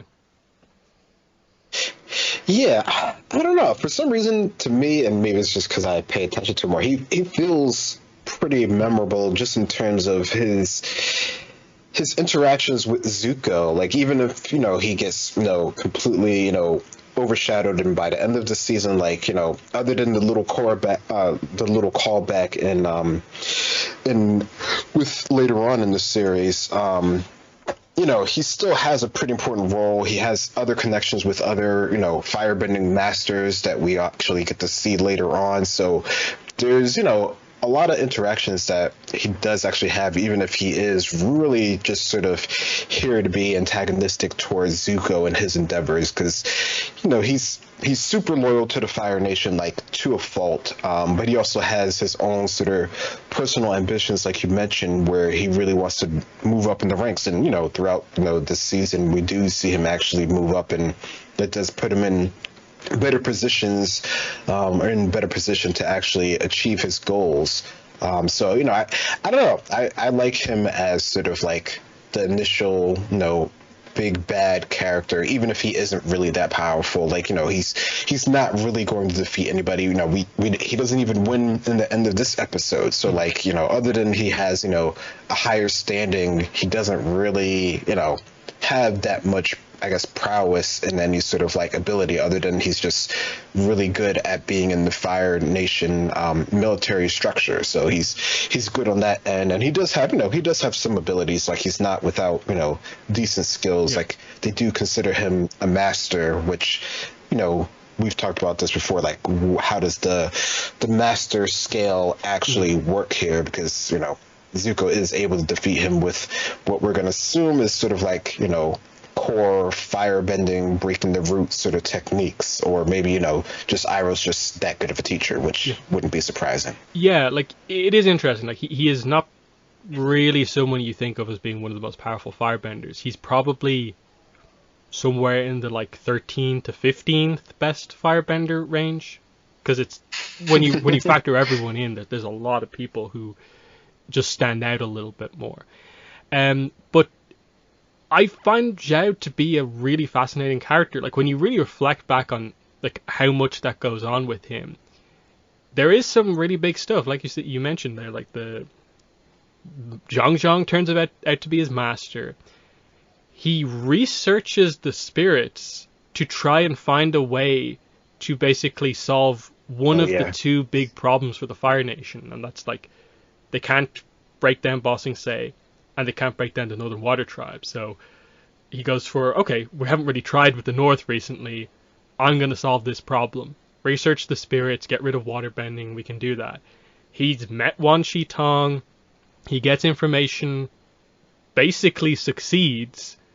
It's just the Avatar state that, gets in the way. Like, a combination of like Zuko, Iroh, Avatar state gets in his way. Otherwise, he succeeds and becomes this legendary Moonslayer, like he talks about, that he has huge ambitions that he nearly manages to accomplish despite not being super powerful, highlighting that he uses his like the political and like military power that he has quite well. So he's a reasonable commander, as we see. So that's always the thing I find interesting about him, is that like he I don't think he gets talked about enough, but he is really, really interesting. I'd say about the only thing missing with Zhao is just like we never see Zhao. We never see Zhao interact with Ozai. I'd love more of a sense for what that is, because he gets his promotions, and you get the sense that like Ozai's aware of him and is kind of responsible in a way for some of those promotions. I'd like to maybe see like how he considers Zhao. Is he happy that Zhao is messing with Zuko's mission? Maybe he really likes that, putting more pressure on Zuko. Because ultimately he's trying to impress Ozai, and I'd love to see more of that. What are your thoughts on that, the Zhao Ozai connection, if there even is one? Yeah, I wonder. I guess that really you have to factor in like how does the Fire Nation military structure actually work? Because I mean, if he gets all the way up to what is it like Mm. admiral by the end of things, then that's pretty high up there in the ranking. Like I don't know how far that is from like say like a general in the war room. You know, like when we get the whole scene with Zuko and the flashback and everything. So, I mean, we do know that he is in the sort of arena when they do have that Agni Kai with Zuko and Ozai. So we know that there's like he's in the upper echelon, I guess you could say, of the Fire Nation. So he's pretty high up there, even if his initial like probably when everything went down, 2 years ago or whatever, like he probably was pretty low on the like scale of Fire Nation soldiers, so maybe he was like only like a lieutenant or a captain at that time or whatever. So I don't know, maybe his progress isn't quite as fast as we think. I don't know, that's a good thing to sort of consider, like how much direct connection does he have with Ozai at this point in time, since clearly there's some involvement there just because of his dealings. Like I don't think he could take an attack on the whole Northern Water nation without like having some oversight. But who knows? Maybe that's just how their structure is actually set up. But it would have been interesting to see their sort of interactions. I don't know. I feel like he probably wouldn't care what's happening with Zuko. Like from what we're seeing this episode, if any of it is true and it's not just Zhao trying to egg Zuko on, it really seems like Ozai's just like hands off with Zuko at this point. Like he doesn't really have anything to do with him other than he knows that he's around and he's not like doing anything that's directly conflicting with, what the Fire Nation is actually trying to do. But it definitely doesn't seem like he put any effort, like you mentioned before, the whole reason of his crew is just because of Iroh. It's not because of his own, like, connections that Zuko has. Mm. Yeah, and that's what's so interesting, like, through the whole sequence when they have the argument that leads to the Agni Kai. You get the sense that the whole time, like, Zhao's waiting for this the whole time. Like he is kind of goading Zuko like almost the entire episode to basically sort of speak out of turn, say the wrong thing, and be like, yeah, sure, okay, yeah, I'll accept your challenge. Just because like he Zhao's the one who begins to bring up all this stuff about Zuko's banishment. That's how we learn about it, which is very interesting. Zuko says, once I deliver the Avatar to my father, he will welcome me home with honor and restore my rightful place on the throne. So immediately, like, you find out, okay, so Zuko, despite being a prince, is not like officially a prince, which is obviously why Azula sort of has that position when we get to meet her. And then Zhao says, if your father really wanted you home, he would have let you return by now, Avatar or no Avatar. But in his eyes, you are a failure and a disgrace to the Fire Nation. Which is actually a really interesting line, because he's effectively saying that, like, if your father actually cared about you, he was a good parent. After 2 years of searching and trying, they'd be aware of the effort you put in and like let you come home, yes or no. But he's not like that, and he just considers you a failure, and he'll let you search the rest of your life not finding the Avatar. And Zuko, like, this is what really gets Zuko to react, and he says that's not true. You have the scar to prove it, highlighting that, like, okay, like it doesn't fully state what we like learn in episode 12, that Ozai is the one who scarred him, but it basically is saying that. It's just you can't fully make that connection at this point, and this is what causes the challenge, Agni Kai Sunset. And then they still play on the mystery. Iroh says, have you forgotten what happened last time you dueled a master?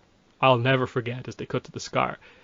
That little sequence there, the pan to Zuko's scar, the dark delivery of the line, I'll never forget, is really, really impactful, in that you really wonder about the details of what led to his scar. So what are your thoughts about the whole situation surrounding the challenge and the Agni Kai, and just from this episode, what do you take? Like, how much do we actually learn about the situation? Do you think it's enough here that we assume that, like, oh, Ozai scarred him?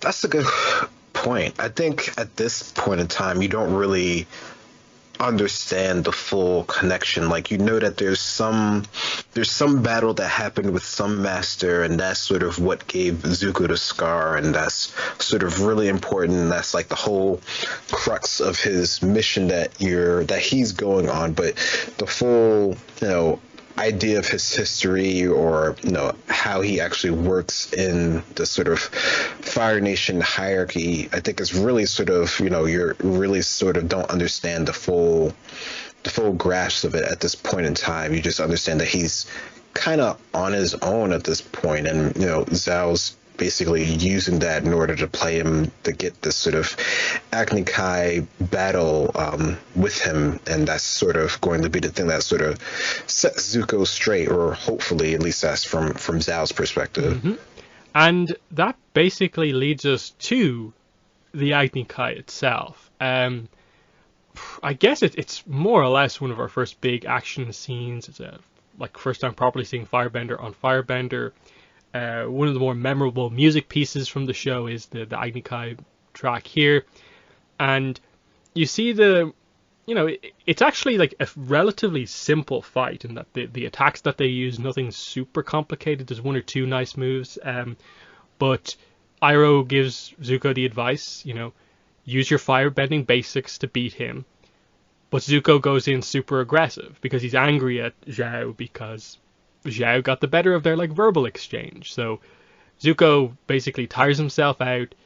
Zhao just dodges, blocks one or two of them, and then counters, gets the advantage, knocks Zuko down. And this is where the break his root advice comes into play, which I guess is one of the key firebending basics when you're fighting another firebender. So Zuko does one of the first examples of his breakdancing maneuvers and just completely takes one of Zhao's legs out and forces him back with a bunch of low attacks. You can really see the contrast of the way Zuko fights at the start compared to here. He really highlights the idea that Zhao doesn't seem to have great agility as such in these fights, and so just forcing him back, he can't get back on the offensive. And Zhao's down. Zuko doesn't finish Zhao or maim him, scar him. Zuko wins the Agni Kai. And then we get the really cool moment after that. Zhao tries to cheap shot Zuko from behind. Iroh blocks and praises Zuko's honor while saying that Zhao is actually the dishonorable one, even though Zuko's the one in exile. And you get the fun joke, did you mean it, Uncle? Yes, ginseng tea is my favorite. So, really, really fun, action set piece, but with really good dialogue at the end, that I really, really appreciate. So just highlighting that, okay, Zuko beats a master here. When he uses his uncle's training, he is going to be one of the better firebenders in the show. So very cool stuff there. But what are your thoughts on this big action set piece here? Yeah, when he understands the situation of the battle, Zuko can be quite good in any sort of encounters that he actually has. It seems like he just has to sort of take a step back, which initially seems what Zhao is able to do pretty well. Just able to sort of initially, at least from a distance, it seems like he's pretty good at reading Zuko. Or maybe Zuko was just really bad in the beginning and was just really telegraphing his moves, which is why Zhao was able to sort of avoid him so easily. Because you do mention that he doesn't seem like he has the best sort of agility, or at least not when he's in close. We definitely can say that Zuko has one of the greater levels of agility that we've seen throughout the whole show, just with all of his sort of maneuverability that he can do. That's always been one of his strengths, and we get to see a little bit of that, like you mentioned, with his sort of break dance sort of spin kick move at the end here to sort of break Zhao's root. But yeah, Zuko is able to use sort of the core techniques in order to defeat Zhao, and I guess it sort of gives you the idea of Zuko sort of being on par with masters. It could be just just this match, maybe he just had to get the sort of like upper hand here. So I don't think it really gives you the full scope of their abilities, especially till later on. And we do see them have some improvements, because we do see Zhao later on, and he definitely does have a lot of power behind him, even if it is quite misdirected and not quite under control.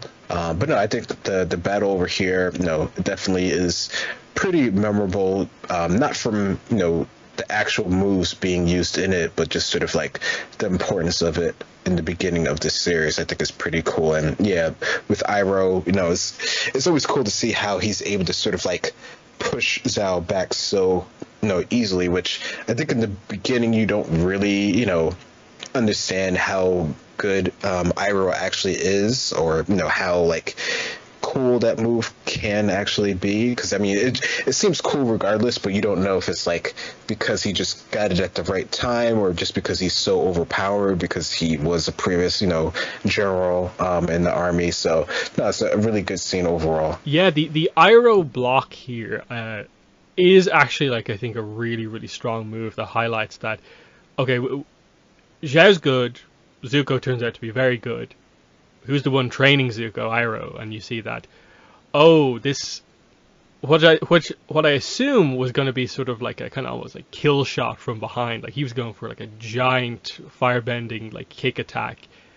The fact that Iroh just like literally puts his hand on Zhao's leg, immediately sort of like diminishes his fire, and then can like launch him backwards like that. It's just like, I can't wait to see Iroh properly in action, because one thing that I think is actually quite good from this fight is that it does show you what like blocking in firebending is, and that they do sort of swat fire blasts away to sort of like kind of like punch through them almost. And Zhao does a kind of cool move where he kind of like puts his hands together and sort of like kind of like arrows through Zuko's fire, and it just highlights like, there's some cool stuff. They tend to like block each other's attacks head on more so than anything.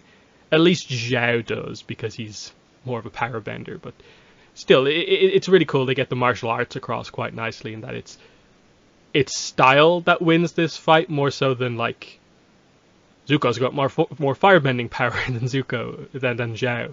So that's a cool thing that is in generally pretty consistent across the series, that the best characters are typically the ones who have like solid power but really good like technique and like skill experience behind them, and that's kind of what the focus is more on. So that's really cool.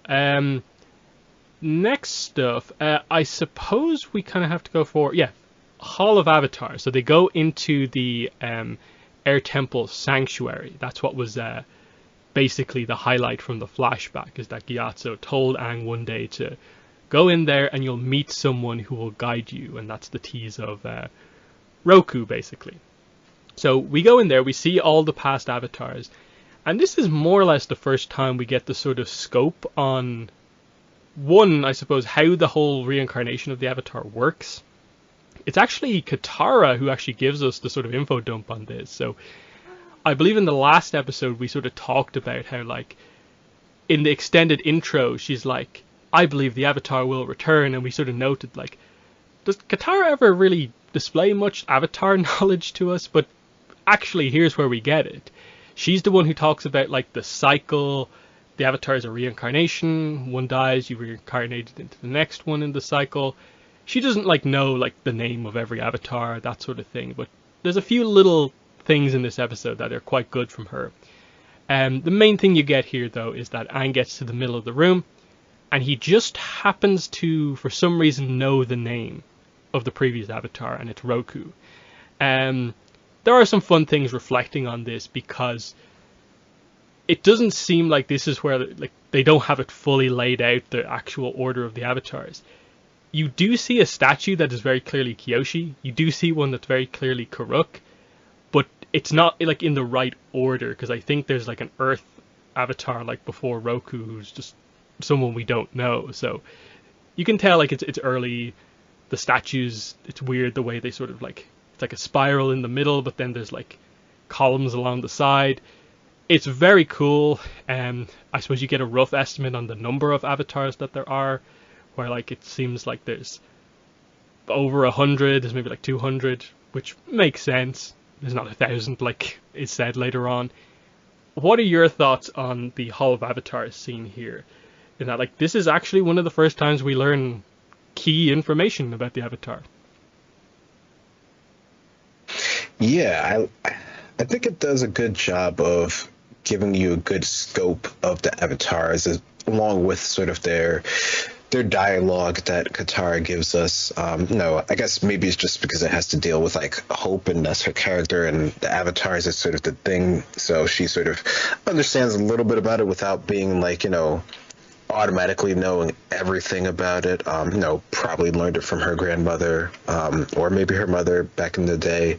No, so that sort of makes sense to me that she would know a little bit about it without knowing like the specific names, which Aang just sort of happens to know because of his spiritual connection. So no, I think this is always something that people remember, just sort of the Hall of Avatars, and it's really cool to see just the initial idea that they have here, even if it isn't fully fleshed out in terms of how it's going to work in the grander scheme of things, especially considering like usually shows don't have like a huge sort of history and world built around them. That usually happens later on, and some things have to be tweaked, as we've learned in other different series. So I like the idea that it has this history to it, and that this has a connection to the Avatar overall, even if we don't quite understand it overall. And the fact that initially they thought there was going to actually be like a person actually in this room. So I don't know, there's a lot of questions you could ask about this room in terms of like its overall importance to like the airbenders and the sculpting of it, but I think in terms of top level, getting the idea that all these are the avatars, this is your history, they all have a connection with each other, and later on you do get to see how they directly connect with each other when that Aang does go into the avatar state and everything lights up, and that brings us to like even more connections with the rest of the nations and how they connect to the avatar as well. Yeah, there's just something very profound about like Katara kind of pointing out that like you used to be all of these people, and it's like this is how far it goes back, that like these are all people, they all have their own lives, they're all like adults, like you used to be this person from like 1,000 years ago, their statue's up there, and this is the last person that you were. So that's just kind of always a cool thing to get that like this, the avatar means something because it goes back this far, it's that ancient, there's been this many of them. So that's always cool to see. That pretty much brings us to the big Gyatso scene, the chase scene from here. Momo's introduced, Aang and Sokka chase down into this area where they find Monk Gyatso's skeleton surrounded by the skeletons of like, I don't know, 10, 15 firebenders, give or take. Everyone speculates about what happened here in this scene. The implication, obviously, is that Aang said that Gyatso was the best airbender ever. That this is to show that he went down, but he took all these firebenders with him. And when you find out that, like, the comet enhances firebending, it's even more impressive. It's very difficult to say exactly what happened here. Like, some people say, did he suck the air out of the room? I'm not sure about that, but he created a situation where he won against this many firebenders before going down. It's a real testament to how skilled he is that he did that. The trading card game, if you consider it canon, gives us some suggestion as to like, okay, he was out for a walk somewhere, he came across the like early stages of the attack on the temple, he immediately began fighting. And I guess eventually it worked its way down here, and this is where he met his end. It's one of the more kind of like dark scenes in the entire show. In that, like, they even show skeleton stuff or anything like that in Korra. So it does highlight that like they went for it here. That it's one thing just Aang knowing that Gyatso is gone. It's another for him to literally see like the skeleton of Gyatso, and then finding out that like, oh, room full of firebenders was what took him out. That's probably the thing most of all that makes it clear that the temple was attacked by an army of firebenders, and that's probably what gets across the idea of a coordinated attack against all air nomads, most of all. But what are your thoughts on this pretty big scene here that I think still has massive impact watching it all these years later? Yeah, no, it definitely does still have an impact. I mean, this is sort of like the emotional core part of this episode, right? So this is where Aang is really sort of realizing what's happening, sort of the scope of what's actually been entailed, and we actually get to see him react in a very sort of, visceral and violent manner at this point in time. So it definitely, you know, has so much meaning to the character and to the series overall, because the whole rest of the temple seemed pretty pristine. Like there was one other part where we saw a Fire Nation helmet that they were able to easily cover up so that Aang didn't see it, but other than that, for most of what we've seen at the temple, which some could say that might seem a bit weird, that there is no other damage at all throughout the whole rest of the temple other than this sort of main area. Maybe it's more in the inside areas, or I don't know, maybe that's just sort of how the attacks went down. But definitely do see a huge part of it here. And yeah, like you said, there are many, many theories to how, this actual battle actually went down. And, we've learned of more, airbending techniques since, and more people have thought of more ideas since of, what could actually be done in terms of airbending abilities. So who knows what actually happened, or if they will ever, officially say what actually happened. But it definitely, drives home the point of, this really was, a battle and a war that actually happened that was, pretty unprovoked. Mm-hmm. And the other thing you get here is that it maybe doesn't come across as full clear here. You get it more as like the series goes on. But Aang's kind of flaw as a character is presented here, which is the flaw of like being very attached to the people he cared about here, and it being that like attachment to an extreme, and that's why the guru stuff from the end of season 2 is so significant, because it's not just that like, oh, Aang cared about this character who was effectively his father figure, and he's upset at seeing them just finding out that they're gone. It's that he nearly killed his new friends in his like anguish over what happened, and they obviously have the Avatar estate to sort of visually show that emotion, to make it like abundantly clear that like Aang can have emotion, but when he has big emotion, the Avatar state can activate and things can get kind of dangerous. And so this is why like it's kind of very significant, the dealing with the whole attachment stuff at the end of season 3. And I find a lot of people have this discussion with like, I think, Star Wars, the prequel stuff as well, of like, why are they making it such a negative to be attached to people? But it's like, it's sort of like the nuance of that no, it's okay to be attached, but to this extent, to the Anakin Skywalker extent, that's like an extreme. It's be willing to put the world ahead of this one person, not the other way around. That sort of thing here. And so this is again a very powerful Avatar state thing here. It's interesting the way they show it, because it seems like it's just a air sphere around him, but it's having such an effect on like the overall environment in the vicinity that it's basically created like a huge tornado, gale force, wind like area of effect around him. So again, like I kind of mentioned in the previous episode, like gaining a lot more respect for these like early examples of the Avatar state and how powerful they are, and that this is full on like he changes the weather here basically. So this is a huge one. Like they nearly get blown off the mountainside here, Katara and Sokka. Of course, it's the speech from Katara about we're your family now. Again, it's that idea of like will be reborn in the form of new love, and so this is his new family. These are now the people he's going to be very, very attached to, and so what if something happens to them?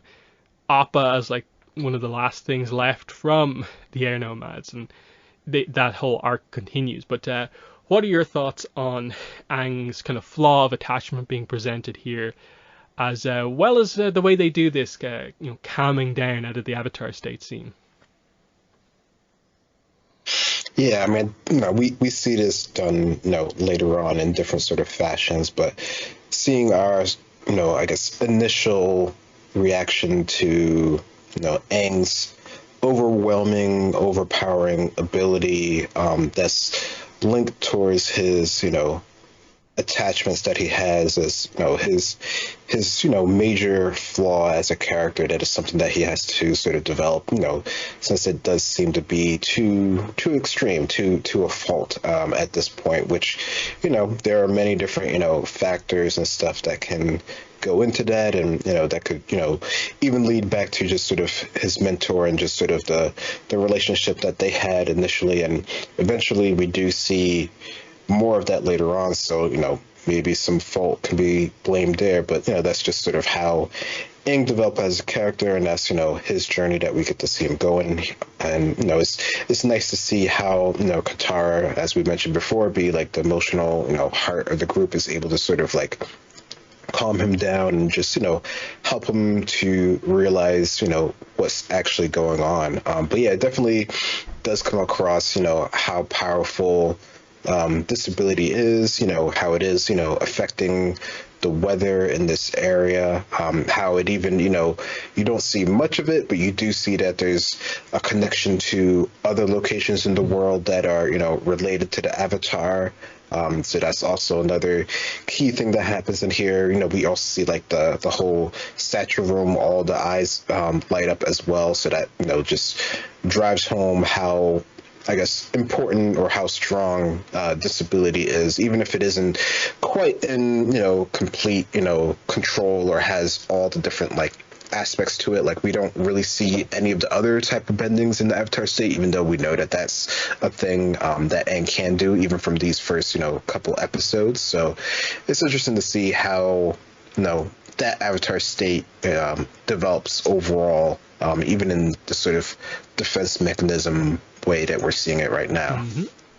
It's a really strong scene, a lot of emotion to it, and the Avatar state comes across really, really nicely. But like you said, there's also that, the other temples, the sages get alerted to basically the fact that the Avatar is back. This is, I suppose, it's relevant to like a certain degree, in the sense that this is the episode where the amount of people who know the Avatar is back like multiplies, and that Zhao finds out from interrogating Zuko's crew, but now the sages are telling the Fire Lord that the Avatar is back. So basically, kind of everyone knows at this point. I suppose it never becomes like that significant of a plot point, the whole idea that the Fire Lord now knows that the Avatar is back. But it's nice that you get that.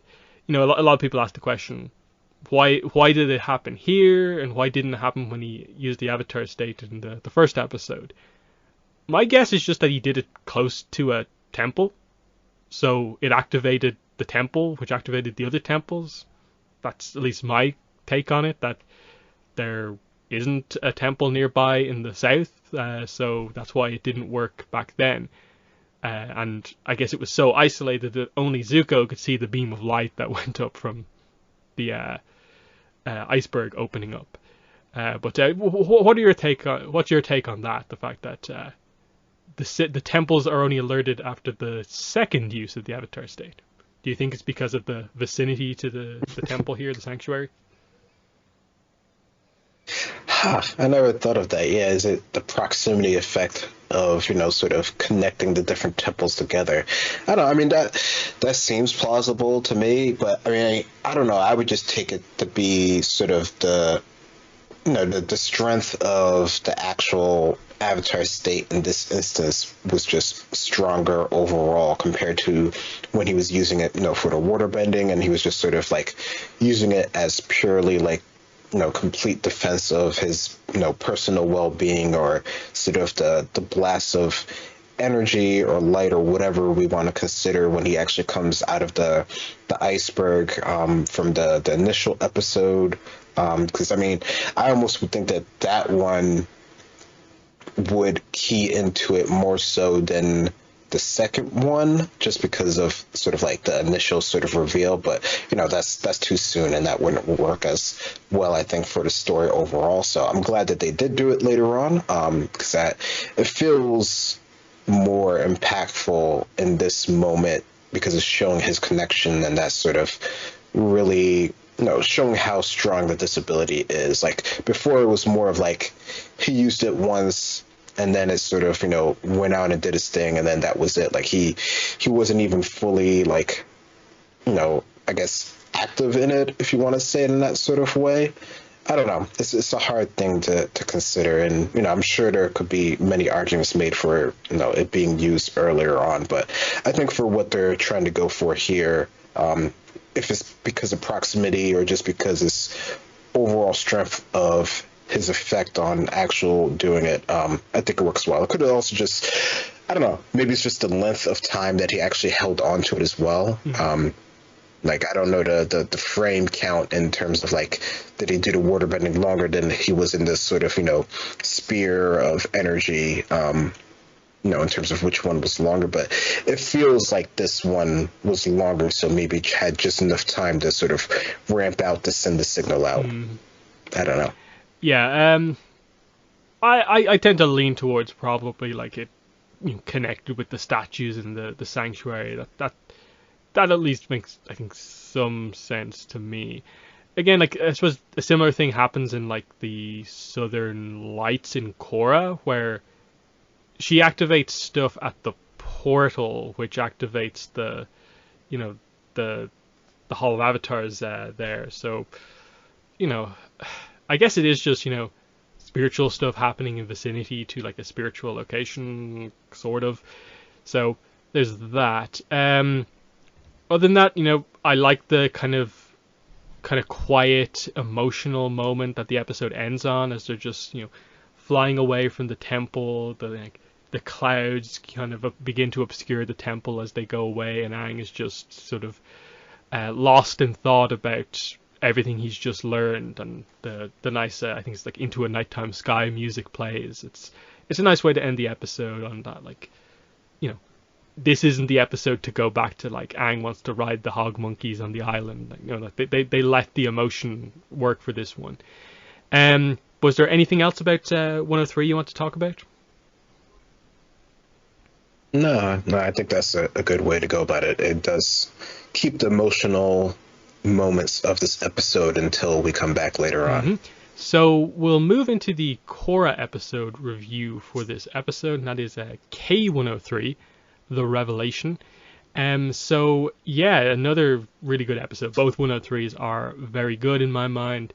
On my Korra list, I have this as my 16th favorite Korra episode. It's in the A tier, so not S tier, but still relatively high up. But yeah, I like this episode quite a lot. I like a lot of the book one episodes. This is the one where we properly get going. The introduction of the brothers has happened now, and we've set up a few different plots, a little bit of pro-bending stuff at the start, but mostly this is the episode where like the heroes kind of interact with the villains for the first time, and we end with some very interesting, mysterious, basically mystery setup for who/what is Amon, how much of what he's saying is the truth, and he demonstrates how powerful he is to an insane degree, and our characters are left, frightened and worried about the scope of his powers and what's just happened there. It doesn't seem like our hero characters can match up against the Equalist, and that's a really interesting way to end the episode. That like our characters were in a lot of risk throughout this whole one, And I really think they got across the Equalist super well in this episode, as well as setting up Mako and Korra's dynamic really, really well. So not many problems with this one at all. I think there's a lot of great scenes throughout this one. But what are your overall thoughts on the revelation? Yeah, I think, like you said, it does a good job of setting up the different dynamics that we have here, just with Korra and Mako, just with Korra and the city at large, like just finding out the whole idea of what the and sort of, this whole against benders movement actually is about. You get a little bit of the pro bending, but not too much. This one, really focuses on the characters and a lot of their history as well. Not, super detailed or anything like that, but you sort of get to understand the brothers a lot more. And you also get to see, Korra's sort of upbringing and sort of her, not quite, I guess, understanding how, the situations of other different people and their sort of, standings in the world and things that they've gone through. So, there's a lot of learning for Korra in this episode as well, which I think is good for her character. Yeah, this episode, they straight away play off a lot of the, dynamics they introduced in the first episode.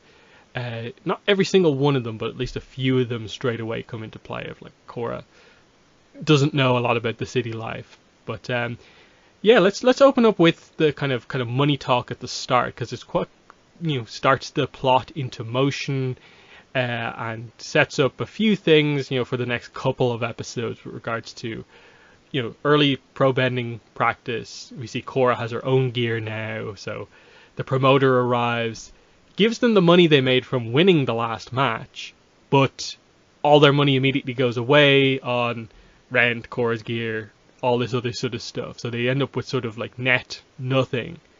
And they find out that they need to supply 30,000 yuans to make up part of the championship pot that they have a chance to win in the finals of the pro bending tournament. So the brothers do not have this money. They'll be out of the tournament if they can't get it, and Korra obviously didn't bring any money with her because she didn't have to deal with that, as we find out. So, like you said, you immediately get that contrast of, Korra had a, very well protected upbringing where a lot of stuff was, done for her and so on, but it meant that, she doesn't really know the significance of money all that much, and sort of, says something a little bit wrong around, I suppose, people who have had money troubles like a lot of their lives, since, as we find out, a lot of things happen here that they're orphans. The brothers are orphans. Their parents are gone and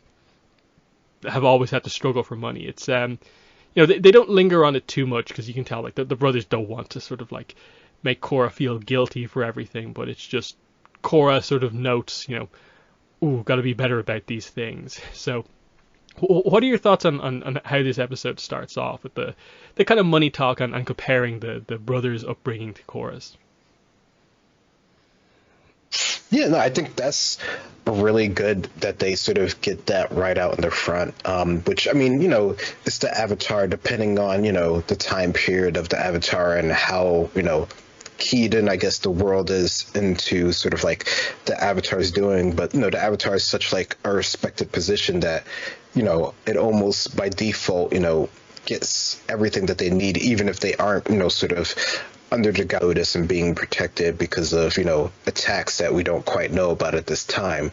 They usually have a pretty, easy upbringing, even if they aren't, sort of super rich or anything like that. So the idea that we're getting that right up in front here, and Korra's having to confront with, other people who have different walks of life, which is the whole, idea of Republic City is just like a melting pot of all these different nations and upbringings and peoples and social standings. So Korra gets thrown right into it with, these two brothers who are, for the most part on the lower side of things and have to struggle through everything. So no, I like that they're just bringing this right up in the beginning, and that this is sort of the key thing that runs throughout the whole episode. Like we see money exchange hands, either directly or indirectly throughout the whole the whole episode, and that's really the driving force of Yeah, this. and the interesting thing with Korra is that like even if she wasn't the Avatar, she still is technically related to like the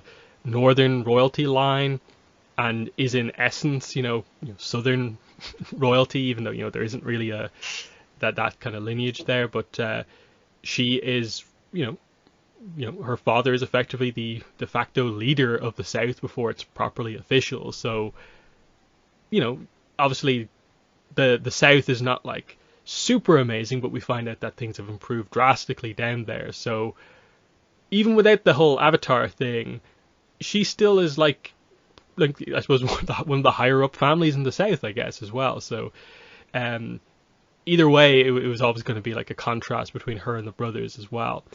Um, but that brings us into the other dynamic here, which is between the two brothers over, okay, Korra is in a weird position about if she can make money or not. So the brothers sort of realize, okay, we have to do this.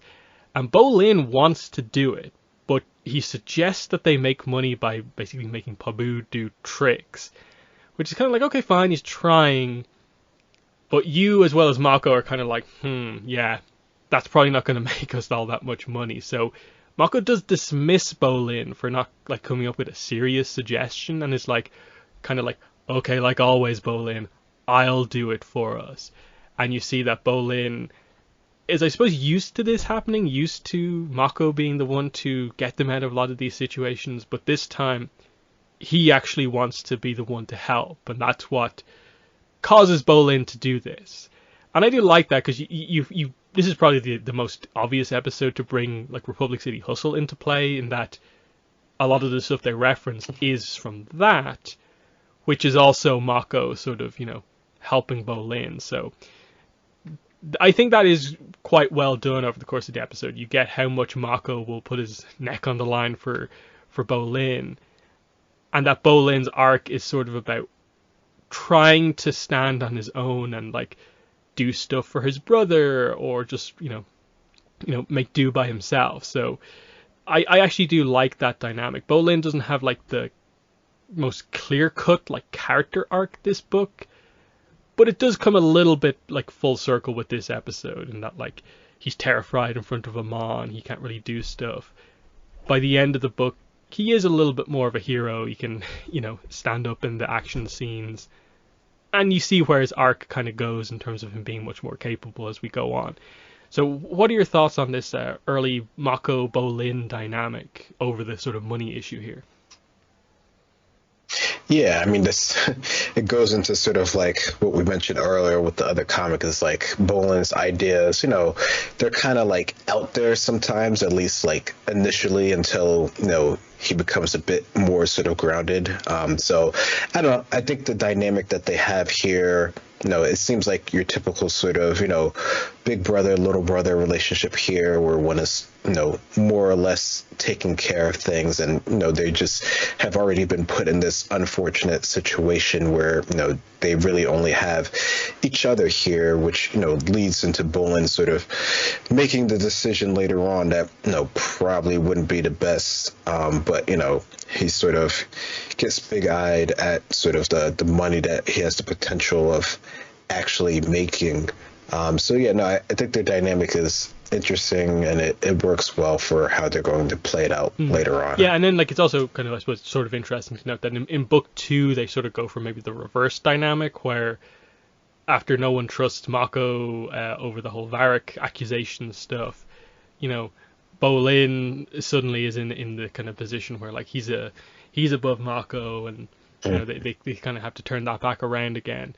So they play with this for like a quite a while in the series. But yeah, there's a few things that happen here. Bolin is able to get a decent amount of money because of the brothers' previous connection to the Triple Threat Triads, and that Mako later explains that they worked for them when they were younger. They didn't, as such, commit any like crimes. Mako did like numbers for them, is what they say. So they were like in or around the Triads.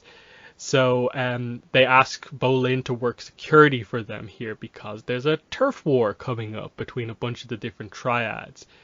Meanwhile, Mako is revealed to be a lightning bender, and has found some work in the power plant where it's a kind of cool world building thing that like, oh yeah, we have electricity now. The benders who can literally make electricity, it makes sense that they'd be the ones to assist with that. I know some people have issue with this. They're like, lightning bending needs to be super like special and only specific families have it. But I think people over exaggerate this scene, because if you look at the scene, it's Mako and 4 other characters doing lightning. Now, potentially there's other people who work in the plant, but realistically it's a relatively small group of characters this many years on who can do lightning. It's still a specialized form, and it was never one of the like crazy rare ones, and that it feels like it's more rare because the art of how to teach it is the thing that isn't spread around that much.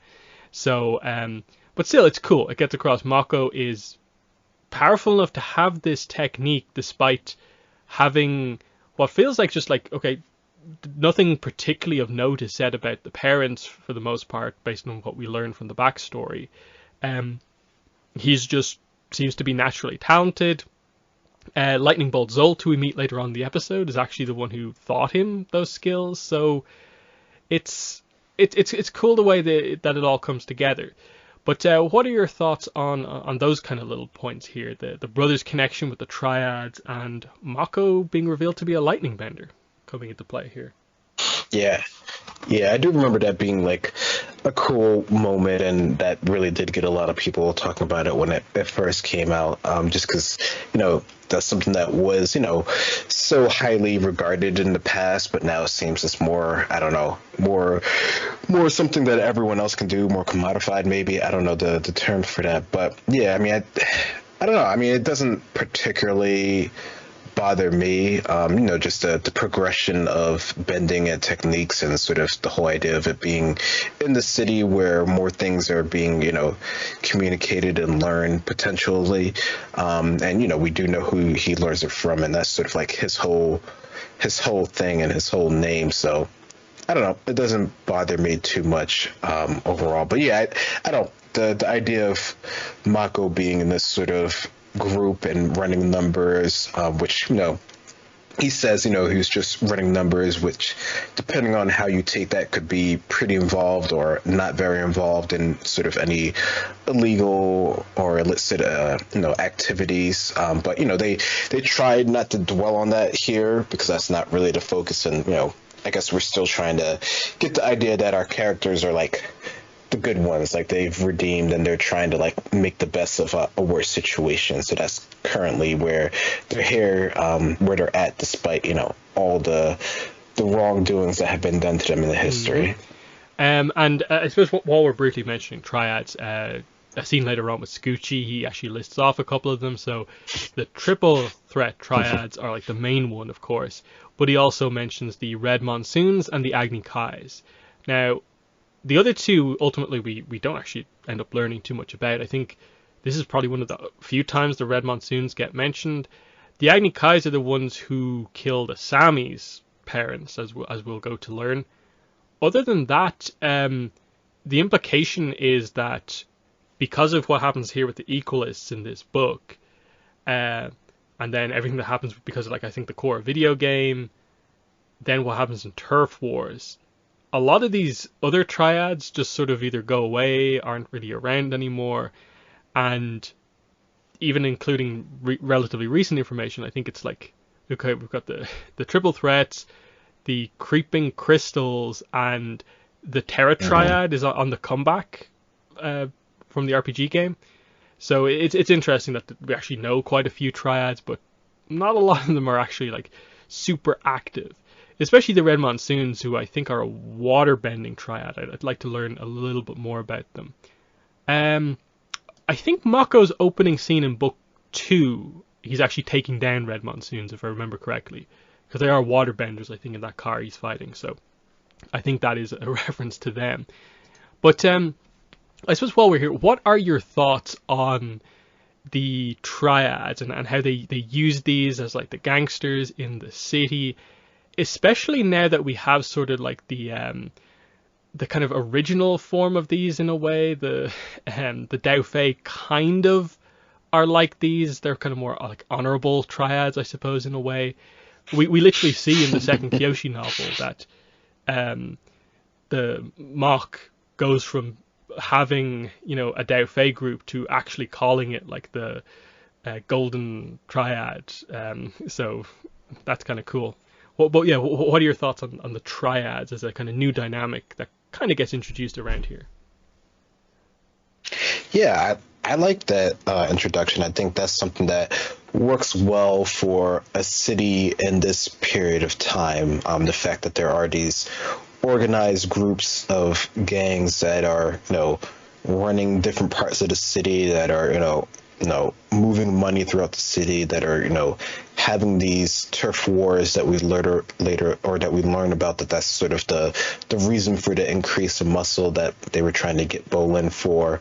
It plays in well towards the whole city dynamic that we have here, and the fact that Korra actually interacted with some of these in the first couple of episodes here, just to sort of set the stage and the whole idea of the police force and why it's really needed in the city, and just all the different conflicts that causes with our characters. In this season and later on, that's sort of interesting setup just because of where we know Mako eventually ends up later on. So there's all these different, I guess, aspects of having them in the city that they use in the story to great effect. So I think that works pretty well, even if we don't get a lot of details on them specifically, because they're not really too relevant to the story. As we get on and on later on, there's bigger things that become more, important. But the idea that they're there and that they have a play, and that, leads into the whole idea of the whole, Bender's, running things, is a great aspect. Yeah, I think that's the key thing here, is that all of the triads are like Bender focused, like triple threats, 3 bending forms, and then the other ones all have names that in some way relate to one element or another. That's what's significant about the Equalist as, effectively a non-Bender triad that's actually beginning to take things over, but not trying to be that sort of like gangstery like triad like the rest of them are. So that's always a very cool dynamic. Just to get to the flow of the episode, so obviously Bolin has gone to work for the triads. Mako comes home from working at the plant. Bolin's not around, looks for him, thinks like, oh hey, Bolin kind of has a crush on Korra, maybe he's gone to Air Temple Island to go talk to Korra. So he goes over there and he realizes, okay, Bolin's not here, and Korra has to sort of, force her way through the sort of Mako cool guy bubble to actually, communicate with him properly and let him help her. But once she does, we see that like he does begin to open up a little bit more to her, and it becomes the episode that is like the foundation of like these two being very, very close friends, and this being like one of the major character dynamics in the entire series. So we get Naga being introduced to Mako, and him just being like, oh, this is another really interesting thing about you, Korra, that you have a polar bear dog as a best friend. And you do get like the Air Kids kind of making fun of Korra for her crush on Mako, like just the implication that she talked to them about Mako like off screen at some point is kind of cute to kind of consider. But what are your thoughts on this kind of scene that leads to the Mako Korra team up? I don't know, I like the whole dynamic that they have initially. Like you said, getting through to his like cool guy bubble. I think it works well, because we've seen before that he's not like directly mean, but he's really, which understandably he's pretty like independent, says he's, really only been able to rely on himself and maybe Bolin a little bit. So the fact that he has another person, another teammate, another friend, that can help him with this, it takes him a bit to understand, to get. But, once he eventually does, then you can see how things, work out pretty well between the two of them, and sort of developing just their overall friendship through this current crisis that they actually have. Yeah, because what's really interesting is that like they like hunt for Bolin throughout like the entire night. Like a lot of time passes to the point where like it's so, I suppose getting towards evening time when they like start, and then it's like the next morning when they go to talk to the equalist protester guy. So they really put a lot of effort into this hunt, and I suppose that shows to Mako that like Korra really does care about the two of them. And we get a few kind of key things along the way here. Korra, sort of in reference to learning a little bit about the brothers earlier on, asks Mako about like how is Bolin even like in any way connected to the triple threats, and this is when the connection comes out. But she does also ask what happened to their parents, and so Mako says he was 8 when it happened, and both parents were killed by firebenders who tried to mug their parents. So they don't clarify like with Asami that it was a specific triad or anything like that, just that it did happen in front of Mako. I guess that means it was 10 years ago from the time of this episode. And it they don't ever really go into it sort of more than that. Like that is what's quite interesting about this, and like what happened to Yasuko, Asami's mother. And then it is also convenient that Amon also basically says his parents were killed by firebenders. This was a little bit of a meme at the time, I believe. Like just that, like 2 episodes in a row, we like learn about like firebenders killing like 5 parents. It's a lot, but it's an emotional one because this is what changes the life of the brothers. This is what kind of forced Mako to become this character who looks after his brother. That's his sole kind of focus. So a nice scene for Korra to kind of learn about that. But yeah, what are your thoughts on this kind of more emotional scene between Korra and Mako?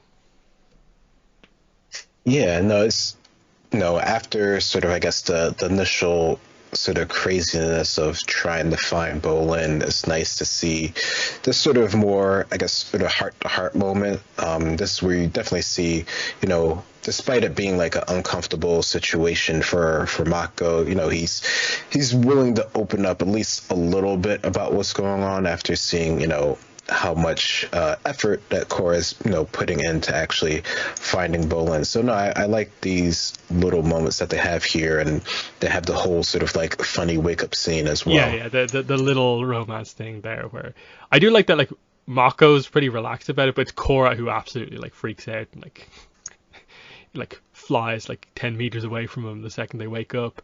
But basically after this, they go to the Equalist protester guy. They get the poster about the revelation, this big meeting that the Equalists are going to have, mystery announcement. They go there. They act as a couple to get in, and I do like that. Like Korra is the one who kind of like initiates this, because kind of like she has a crush on Mako, but she also is like, oh, this would make sense as well. A little bit of an early detective Mako moment where he like figures out the puzzle on the posters, which is kind of nice. But the main thing here is this is 2 sort of notable benders, like one, famous kind of pro bender, the other the Avatar, walking into like a warehouse filled with people who dislike benders. And Mako is sort of aware of it, but for Korra, this is like a huge like wake up call to her whole life has been like bending is cool, is the best, and suddenly there's like hundreds, potentially thousands of people in here who all dislike benders and all don't really like the Avatar either. And that's a really big thing for them to do, especially when like Amon sort of starts his speech off with this whole idea of like, everyone here doesn't like the Avatar, bending has brought suffering. That's all what his speech is about. And you can tell both of them are just like, oh, we better not reveal we're benders here or we're done for. That's how intense things are. And I've always liked how they really go for it here with the idea that they don't hold back on the sort of there's a huge swell of people don't like benders in the city. But what are your thoughts on this early stuff here at the Revelation meeting? Yeah, they definitely get across that many people are they don't really like the current way that things are going, how benders seem to be in charge of things, despite, maybe things progressing where, a lot of the jobs can be on par, but there's still, at least as far as Amon's talking about, a lot of exploitation at the hands of the benders towards the people who don't have the bending abilities. And I think it does get across that there are a lot of people that aren't happy with this. Like, it does definitely seems like there's a huge amount of people in this warehouse that, aren't happy with the current status quo, whether, everyone there is fully against it or just sort of curiously against it. You don't understand the whole range of that, but that's the whole idea of Amon's speech and sort of showing that there is potentially a better way of doing things. And Korra definitely, it's a big eye opener to her, because like you said earlier, like, her whole life, has always been about bending, and bending is like the best thing ever. And even from the little bit that we see of her as like a little kid, like, she's all about being the avatar and what that actually means, even if we can sort of start to understand that she doesn't really quite know what it truly means to sort of be the avatar, which I guess that's the whole point of her journey, right? Figuring out what that actually means, beyond just sort of being able to bend the four elements. And what is interesting about this scene is that Korra has not yet like really done anything as the Avatar, but the people are still anti-Avatar, and it's kind of like, is this like a holdover from like people being annoyed at Aang, and like this being a thing that sort of started like we see it in like Imbalance and so on, that it continues to there, so like dislike of the Avatar would begin there. Because Korra's only just arrived in the city, like I don't think on the basis of like they heard about this one or two things that she did, they just immediately dislike her. Like, because they never make a point about like, oh, she's playing pro bending now, we hate that, or that sort of thing. But it is interesting that like it's not Korra's fault. Like she just comes into this situation and is kind of like, I don't know the full scope of this situation, but people hate me for some reason, and I don't know what to do. But that's a really interesting position for her to be in. I think I accidentally skipped over the fight scene that happened before this, so we'll go back a little bit because this is kind of an important one to talk about. The first fight in the series against the Chi blockers. So I think straight away, even just the idea that the triads are muscling up for a turf war, but they get like captured by the equalists. So even with all that extra muscle, they get defeated by these non-bender characters and taken away in these vans, and the chase is on. Bolin's been captured as well, and you see the use of technology with like the motorbikes, the smoke, the kind of bolo things, and then you get the first fight against the Chi blockers. Like, we know non-benders can be very powerful, the likes of I suppose primarily Ty Lee and Suki from the original series, Piandao. But this is kind of like a whole other level. Like, we've really set up how powerful Korra and Mako are, and to see them just get taken out quite comfortably by just two random Chi blockers is a really cool scene to do, to get across this idea of people who train directly to counter benders, and only Naga being there is what gets them out of this situation. I've always liked this as an interesting kind of opening kind of fight scene, in that it highlights to both characters that, oh, we need to adjust our style going up against these characters and be more quick, fast paced, and not let them get in that close. It shows that up close benders are at a bit of a weakness, focusing more on their kind of bending attacks and not so much on hand to hand. So really cool stylistic stuff kind of coming into play here. And I know a lot of people tend to like criticize Korra because it moves a little bit away from the focus on traditional bending, but they still have these stylistic kind of dynamics like this. So what are your thoughts looking back at this first fight with the Chi blockers? Yeah. I don't know. The idea of it moving away from the more traditional bending, I don't know. I think they established pretty early on that this is sort of the new mode of doing things, that things have sort of like progressed to this point. And the idea of the chi blockers is like the extreme of that. Like, their whole way that their fight and their abilities, the fact that they're able to sort of take, these two benders who, as far as we know right now, are pretty, pretty skilled benders. One is, in the pro bending and is at, a pretty competitive level. And the other one is the Avatar, who's been trained for, X amount of years in bending. That sort of gets across that things are different now, that they have changed, they've adapted. And, if they were to even attempt to do any of the more sort of, traditional sort of bending sort of techniques without, having, enough pre-time or whatever, that you would just get caught out there. But yeah, definitely in this fight, you definitely see their, how they're just not prepared. It's not like they're particularly bad. Like the fight scenes, the way that they illustrated is pretty dynamic. It's pretty, fast paced. They're just not really aware of what they're going to have to deal with. So you can see, later on when we get to the other fight scene, they seem to be a little bit more capable, even if they do still end up running away in the end.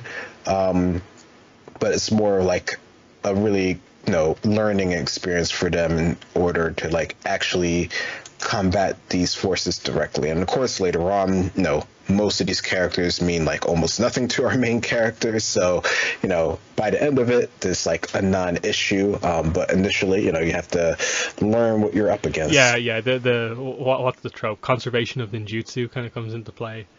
That all the non-bending power in the world was channeled through those two chi blockers to defeat the main characters. But then all of a sudden, if it's spread out across 20, they're useless. But no, like you said, it is more of a learning process here. They lose somewhat badly here the first time.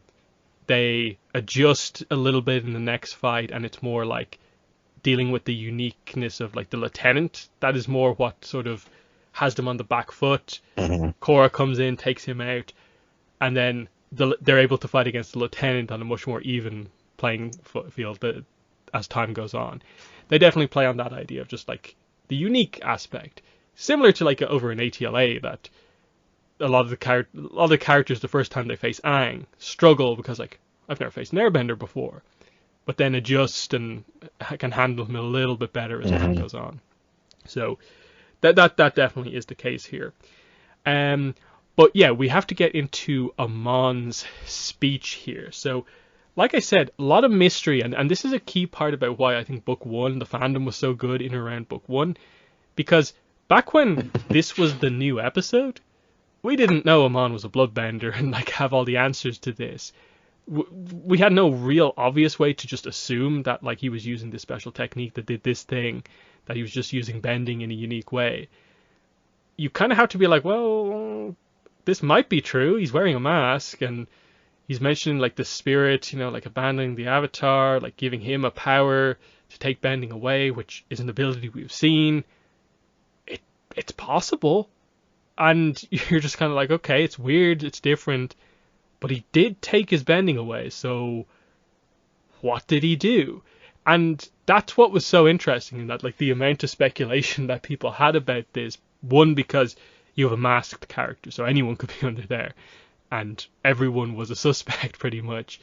He gives his backstory, which ends up being like completely fake, but is exactly the backstory that the crowd would like eat up, because it's not so different than say like Mako's actual backstory or Asami's actual backstory. So it's somewhat realistic. And yeah, he brings up, people don't like the Avatar. Bending has brought suffering. It's the cause of every war in every era, and that the spirits have chosen him to bring balance by being able to take bending away permanently. So this is a huge shocking moment. They really get this line across as Korra, who's all about bending, is terrified by the idea that the villain that she sort of has to face someday can actually take her bending away. So they play on that very nicely. And he demonstrates this by taking Lightning Bolt Zolt's bending away. So, amazing demonstration. We always value lightning benders very highly. And he just effortlessly deals with this guy.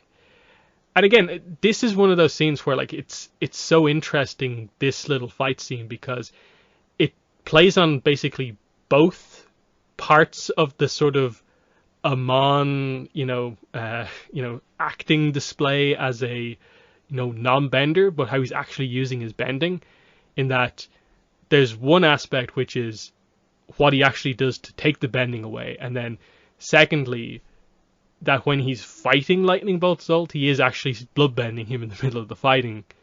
It is just slightly unfortunate that these are sort of explanations that come from Mike and Brian interviews rather than being directly told to us in the show. I think Mako alludes in later episodes in Book 1 to the idea that Amon has an advantage over benders because he does subtly bloodbend them to put their attacks off target, but they never properly go into the whole how he takes bending away. But before we get into that stuff, what are your thoughts, reflecting back on it, on this Amon backstory? Do you remember what you thought was real, what you didn't believe, what your theories were at the time? Yeah, there were so many theories on him at the time, and I think as the season progressed, they just got more and more sort of like out there. Like I remember like some crazy ones about him being like a cyborg or something. Like there was so many, ones that were out there because you really didn't know who he was as a character or what his abilities or how he actually got his abilities. Some of them were more out there than others, but I think the being presented him as a character definitely gets across the seriousness. Like you said, the fact that he's able to take bending away, and that's everything that Korra has been about, and any bender for that part is like, that's like core to their character. And when you do see, that ability taken away and how characters react to that loss of their self, it becomes pretty impactful. So that's pretty, I don't know, terror is just pretty scary for the characters to sort of reflect on that sort of idea. And I think when you do see that process actually happen and how the characters react, it just becomes all the more real to them. And it is interesting to look back on these scenes where he first displays his power with the knowledge of what he's actually doing. And yeah, it actually makes a lot of sense, because whenever I explain this in videos, I always use the kind of like frame by frame thing of what happens with Zolt's bending, it being taken away. It's not just that it goes from like on to off. It's lightning, powers down, goes into fire, powers down into nothing, and it's highlighting that like he's closing, something. He's closing the valve in a way. It's not just taking the power. Whereas like I think there's still a lot of people in the fandom who to this day still think that Amon took the bending power away, when actually what he's doing, it's like internal chi blocking using his blood bending is what's actually happening. And he's doing it very targeted, which is why like the characters are still able, like Korra for instance, is still able to bend air normally, because he literally was so accurate. He only cut off the connection to those specific elements. And then there's not many scenes that demonstrate the other aspect of him like subtly putting characters' attacks off target, because they never kind of show it from that perspective.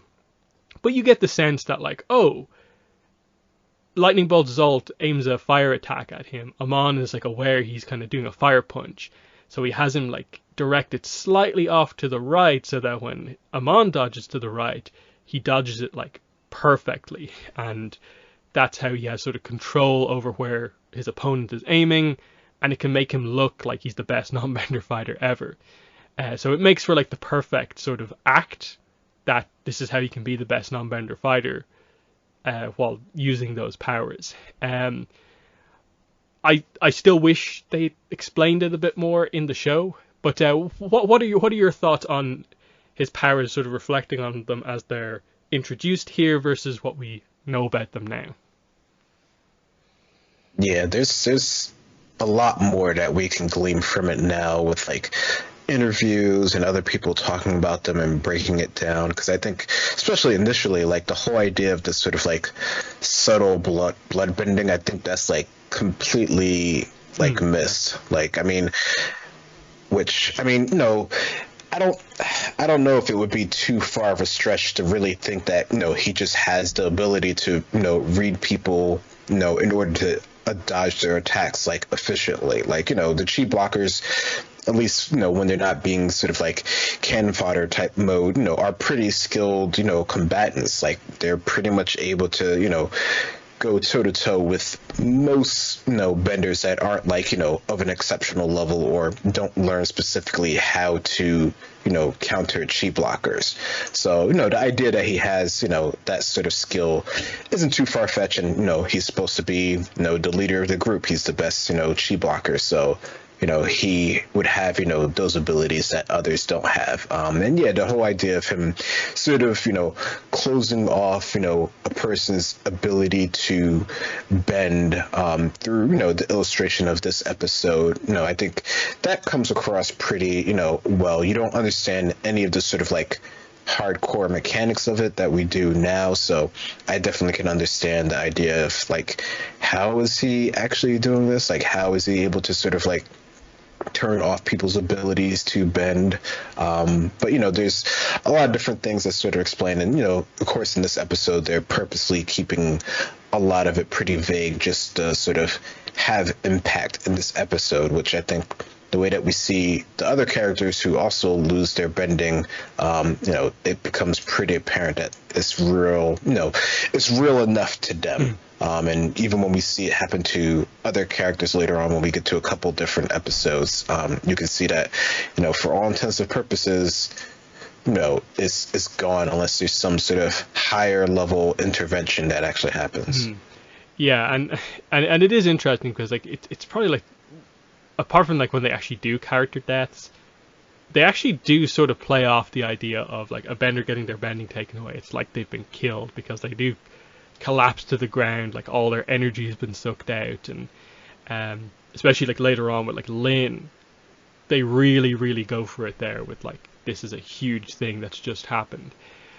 Because of course they always describe bending, the best benders, as like it's an extension of your body, so it's like you're missing like an extra limb or something like that. So it is important for those benders kind of losing it and so on. But yeah, the only other thing I'll add about Amon is just that the pose that he does to sort of like take their bending away, obviously like it resembles the kind of pose Aang does to take it away to a degree. So you have that connection of like, he's doing it right. He's like like finger on the forehead, Aang does like the front to basically sort of touch the heart. He's kind of more going for the back. It works though, so they do that really well. Then we get into the sort of escape sequence. Like there's a cool thing. Korra fights the bouncer, non-bender style. She doesn't use her bending here and takes him out. She uses the scarf, which is kind of cool. The Mako scarf, which we know how important it is now. Bolin gets like this kind of first stage of like his kind of character arc, like I suggested, that like he's terrified on screen, on stage in front of Amon, can't even bring himself to fight back, and it highlights that like Korra and Mako are both sort of ready to fight, but Bolin isn't there yet. Like it takes a little bit for him to kind of become the trio fighting, but he does fight when they get outside because he feels confident, I suppose, around Mako. So there is some cool action that happens here, especially when the lieutenant comes out and gets introduced with the electrified Kali sticks, and he gets the cool line of like, "There's no place in the world for you anymore," about the benders, before he gets the first of many times when he gets like absolutely annihilated in fight scenes. Like I don't think any other character has taken as many like crazy hard hits as he has. Maybe Korra in the fight with Zahir in book 3, but otherwise it's like the lieutenant, like he gets smashed into that wall here by Korra. But otherwise it makes for a really good fight, as like Bolin is now adapting to fighting a non-bender skilled fighter for the first time. So what are your thoughts on this sort of like escape sequence here? I like this. I like how they sort of set it up with the whole smoke screen, and Korra has to do some sort of normal hand-to-hand combat, and definitely can see just in a little bit of time, like you mentioned, how they're sort of like adapting to fighting these non-benders here. They're still not perfect. There's still a lot that leaves to be desired. Some of it's just because they're sort of can do it by surprise that they actually get away with this, and like I don't think they would have actually been able to defeat all of them at one time, but that's the idea that they're sort of being let go in order to spread the message of Amon's power, I think is pretty impactful here, despite what they actually had to do to get out of this whole like endeavor that they found themselves in. And yeah, the fight, yeah, it's pretty good. And that leads us to the end scene, which is very, very interesting. Korra finally goes back to Air Temple Island. They do at least acknowledge the idea that she's been like missing for like a full day and night. He was about to send out a search party. But she immediately tells him about what she witnessed with Amon's power. And Tenzin has a pretty big reaction to this. They borderline with the animation like overdo his reaction to it, to the point where people were suspicious of Tenzin, because as she's saying this to him, he does this weird look to the side when she mentions like take bending away, that everyone focused on in the fandom. Like, why does he do this? Why did he do that? And when ultimately it's sort of like, okay, he knows that like his father had this power and did it before, and that's why he's concerned about it. But they just made it seem a little bit suspicious, sort of like they do, I suppose, with Su Yin a little bit in book 3. I know Kelly at the time was like very suspicious of Su Yin, but I do like this, that Korra is very upset discovering this power, and Tenzin like really settles everyone. It's like, oh no, this is really serious if that's actually what he is able to do.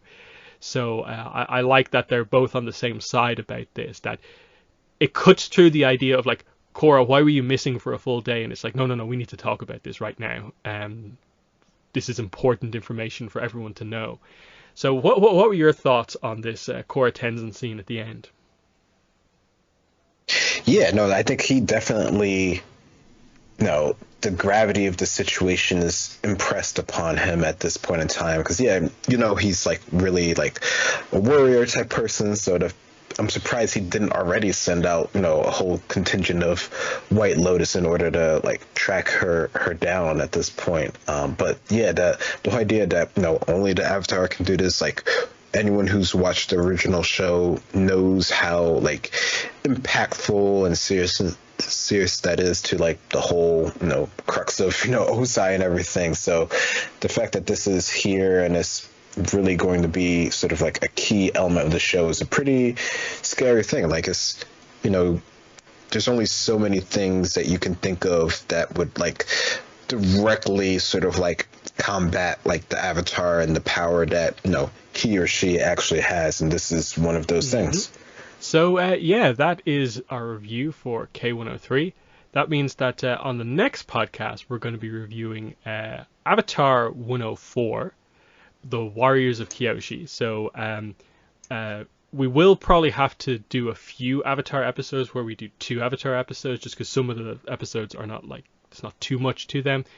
But I think because of the amount of like Kyoshi extra content, with 104 we will actually, I think, have a decent amount to say, just because we know so much about Kyoshi now, and they've added to details to stuff about like Kyoshi Island, Suki with like Suki alone and so on. We can have a whole thing about Suki with her whole arc and so on. And then Korra 104 is The Voice in the Night, which is a really, really emotional and well done Korra episode as well. So both of the ones for next time out are actually going to be, I think, really, really good. But just quick thoughts on the next batch of episodes. Yeah, no, I think there's a lot. It seems like there's a lot more that we know now to discuss in those episodes than we would have previously known. So they should be good. But yeah, other than that, that's been the podcast, episode 242. It's been myself and Greg. Thanks for listening, and bye. Bye-bye.